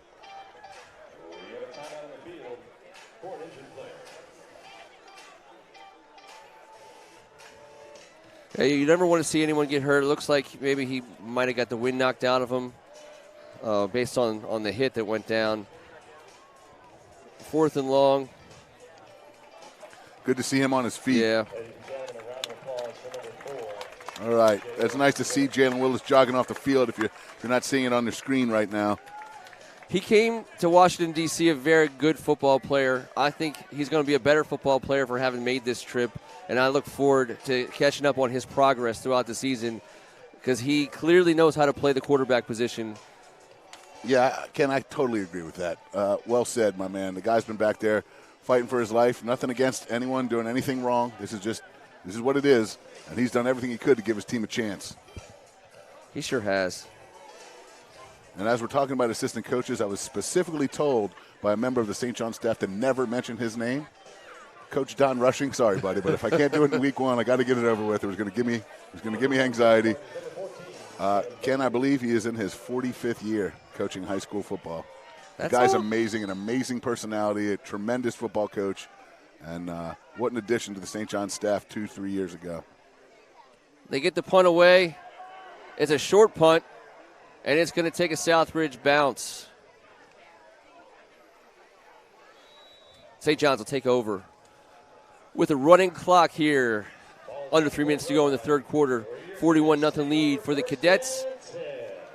So high school federation rules here in Washington, D.C. If you're checking us out from down in Miami-Dade County, at 35 points, we have a running clock. So that's just part of what we do up here, and that's been the case for a long time. So you're going to notice with a 41-0 score, we're going to run the clock for the rest of the game unless the game gets below 35 points, whereas the clock will start to stop again in between possessions. Lewin shotgun. Oh, that ball got away from him. Was that Colby? He got on it. Colby McDonald. It's going to be 2nd and long.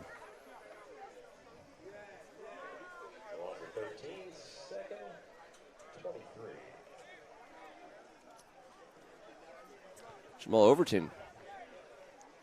Interestingly enough, the St. John's starting O-line still in the ballgame. Yeah, I was noticing that as well. Not to mention, you're still seeing Colby, Jamar, you're still seeing Antoine. So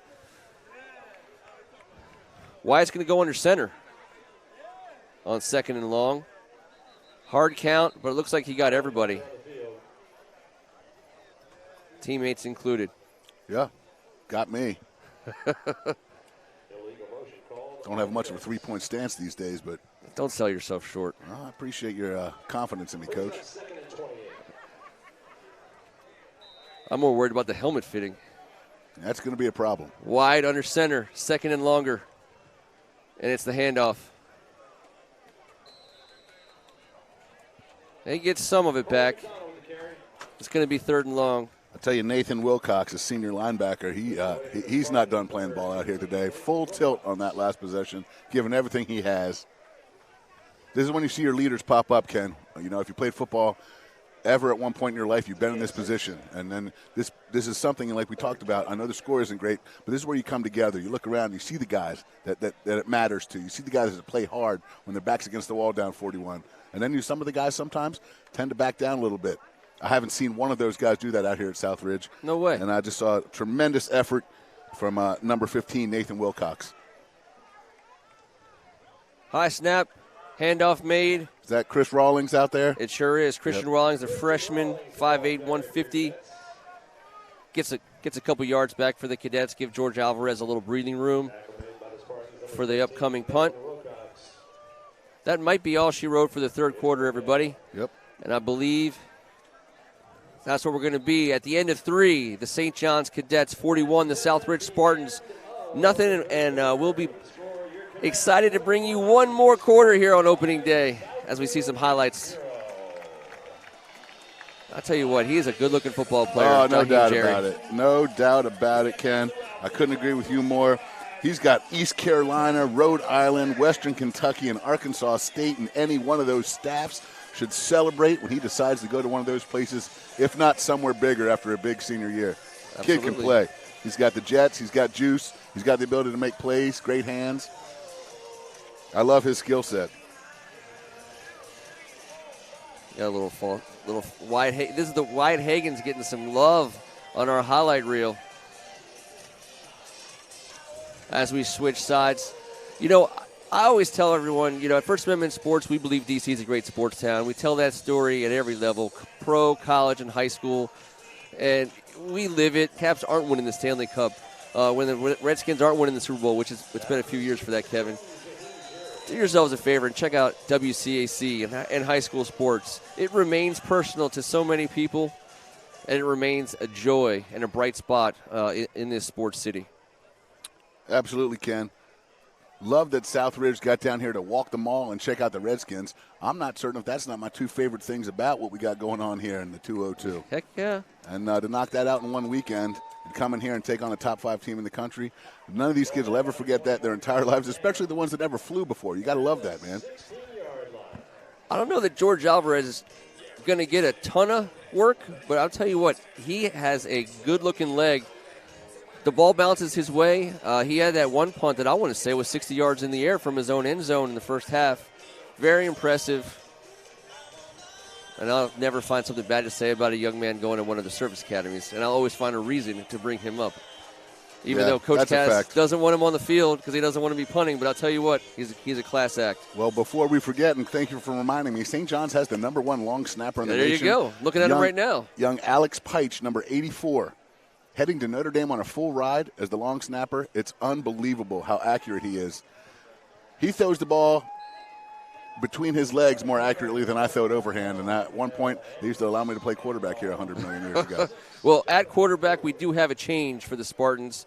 Fennell Andrus is in junior quarterback, 6'2". So I guess what stands out to me is they had 2 pretty sizable guys under center. So Fennell is a tremendous athlete. They love his ability. He's going to be the guy next year. They have some packages they designed for him this year. He's not quite the drop back. He's more of the dual threat, but as you can see, he gets the job done throwing the ball. They like to run him around a little bit. I'm sure we'll see some of that for the next 10 minutes and 8 seconds. Quick out to Mark Evans. Give Fennell an opportunity to see that ball caught by a receiver, get them in a better third down situation. Let's see if he doesn't try to get this with his feet. If I'm Coach Irvin, that's got to be plan A. He's looking to pass. There's a hand to the face. That's what it looks like they're going to call. He will be brought down. The ball is loose. And I hope a lot of things go well. I hope the St. John's player, it looks like, is that Isaiah Smith, came up a little limp. Antoine Littleton caused some havoc in the backfield.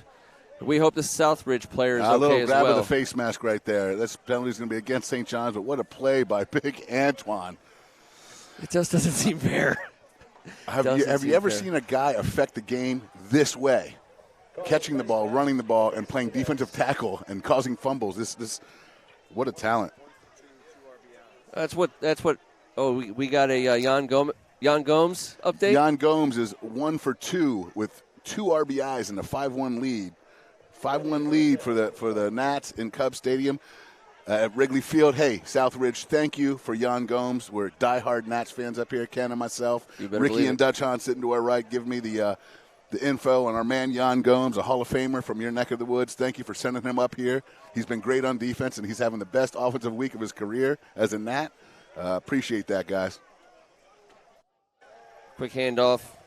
Jonathan Ford going the wrong way for the Spartans, but that's been the case for the most part. They've had a couple runs for positive yardage. How about the effort there at Rasheed Hall, number 62, the freshman D lineman? I mean, he came in, he's ready to play. He doesn't think this is a scrimmage. He knows this is week 1 opening day. A true freshman on the field, that's what you love to see. Coach G's going to love that too. When he grows into that body, I like that motor, man. I can't help it. Keep my eyes on number 7. Littleton on the defensive line. Fennell under center. And guess who had something to say about that play? Antoine Littleton was able to get his hand in a spot that just made it hard for Fennell to do anything with that ball. It looked like he wanted to fake the pitch and without anyone there. Now, and listen, right away, on cue, right as we're talking about him, he just makes plays. I don't want to block him. No. I don't want to think about blocking him, but you're going to have to try. And he's too athletic. He got off the ball so quickly, no one laid a mid on him. This is a genetic freak, and we're lucky enough to be calling his game junior year in high school. And guess what, Ken? There's going to be a lot of guys that are going to be lucky enough to call a lot more of his games for the next decade or so, in my opinion. Good job, young man. That is a good football player. Wyatt Higgins takes over the 20-yard line for the Cadets. Chris Rawlings in the backfield. I imagine he gets this one. They skip the snap to they're able to hand it off. Going to be a minimal gainer. Number 28, Christian Rawlings, the ball carrier. I see Brennan Babington, number 50, out there for the Cadets, By Daniel Lyons and Dana Edwards. along with big number 73, Carlos Moore, back in there. He's gotten a few reps. Who do we got coming on And here? hey, check out number 43 in there. That's Adrian Littleton. That's Antoine's little brother. I saw the baby bus junior. I mean, when they say big brother, you know, that's the true definition. Oh yeah. He's got a big brother. Under center. Handoff. It bounces right back to him. It's going to be a loss. Very fortunate bounce of the football for the St. John's Cadets. I'm hoping there's no injuries on this play. Southridge. We hope. Dana Edwards is okay. Looks like he's going to be able to make it off on his own power. We are under 6 minutes to play in the home opener for the St. John's Cadets. 41-0 over the Southridge Spartans from Miami, Florida. Coach Kaz has given a lot of his younger players some time in this second half.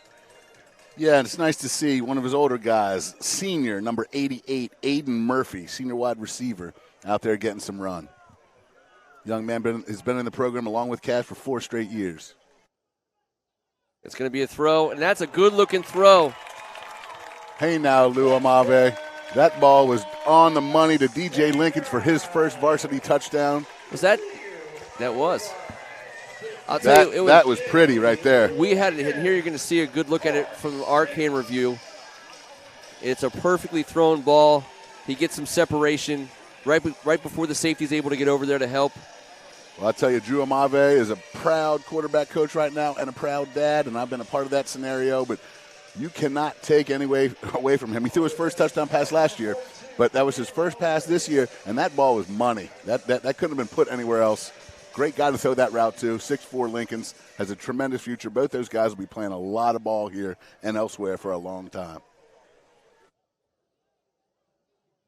The extra point is up, and it's good. 48-0, 4.5 minutes remaining. Southridge is going to regroup and send their offense out yet again. The sun has left us. I'll tell you what, it was feeling a little bit hotter, Kevin, than that 78 they were talking about earlier. Well, that's true, but, 6 foot 260, everything's hot, Ken. I'm not going to lie to you. That's. Are you talking about this guy here? No, that was self-deprecation. I'm not sure if you're picking up what I was laying down. I want to see if T believes the 260 part at the end of the day. I want to see what he's got to say about that. Yeah, well, we've debated his weight for years, and we'll get there. Someday we'll figure out how to do it. But, Now you weigh the wheelchair and then the man. I'm not taking him out. So, no. Because he's 280. So how am I going to do that? Unless I get help from everyone on staff. And once again, a big shout out to our man Dutch Hahn up here, working hard, a young freshman from the WCAC, one of the first of many young men that are going to help us out in broadcasting. And we're going to help them out a little bit too, aren't we, Ken? We're going to do everything we can. We're going to make it fun for kids in this conference who want to be a part of what we are all about.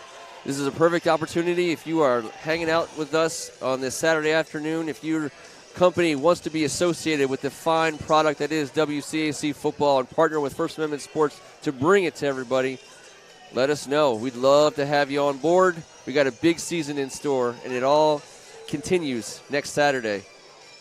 Or if you just love our sweet shirts and you want to get in on it. I mean, that's whatever. True. Jaheim Jerry's going to take it.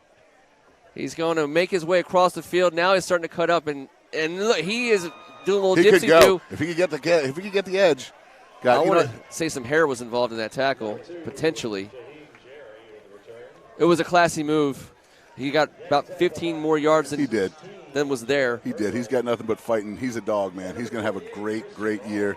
And he's going to have a great future is DeAndre Ricks, number 34, in on that tackle.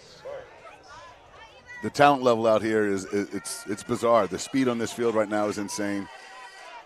And Antoine Littleton snuck on the field for that play. I don't know if I can see him talking to Coach Ward. Maybe, hey, buddy, maybe you've done enough today. Yeah. I think he's looking for every snap he can get. That's what you got to love. Well, unless he said mass before pregame breakfast, he's done it all. He has done it all. Out comes Arturo Maddox. It's going to be an inside handoff. A quick tackle of Quadron Jones, the sophomore running back from Southridge. Flag on the play. We do have a face mask called on St. John's.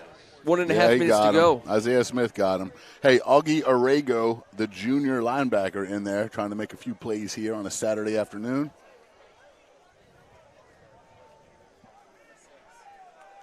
Adrian Littleton on the outside. Lefty end. Get a look at him. Let's get off the block. Way to come up strong there. There's a first down run for the Spartans as we creep under 1 minute to go in this game. I want to say thank you once again, not just to Steve Colantoni and the WCAC, but to President Jeff Mancabelli, Athletic Director Brian Griffin, the entire St. John's coaching staff, this amazing student body and administration for having us. There's the snap. I think he's got some running room. That's a classy run. Quadron Jones getting some work in.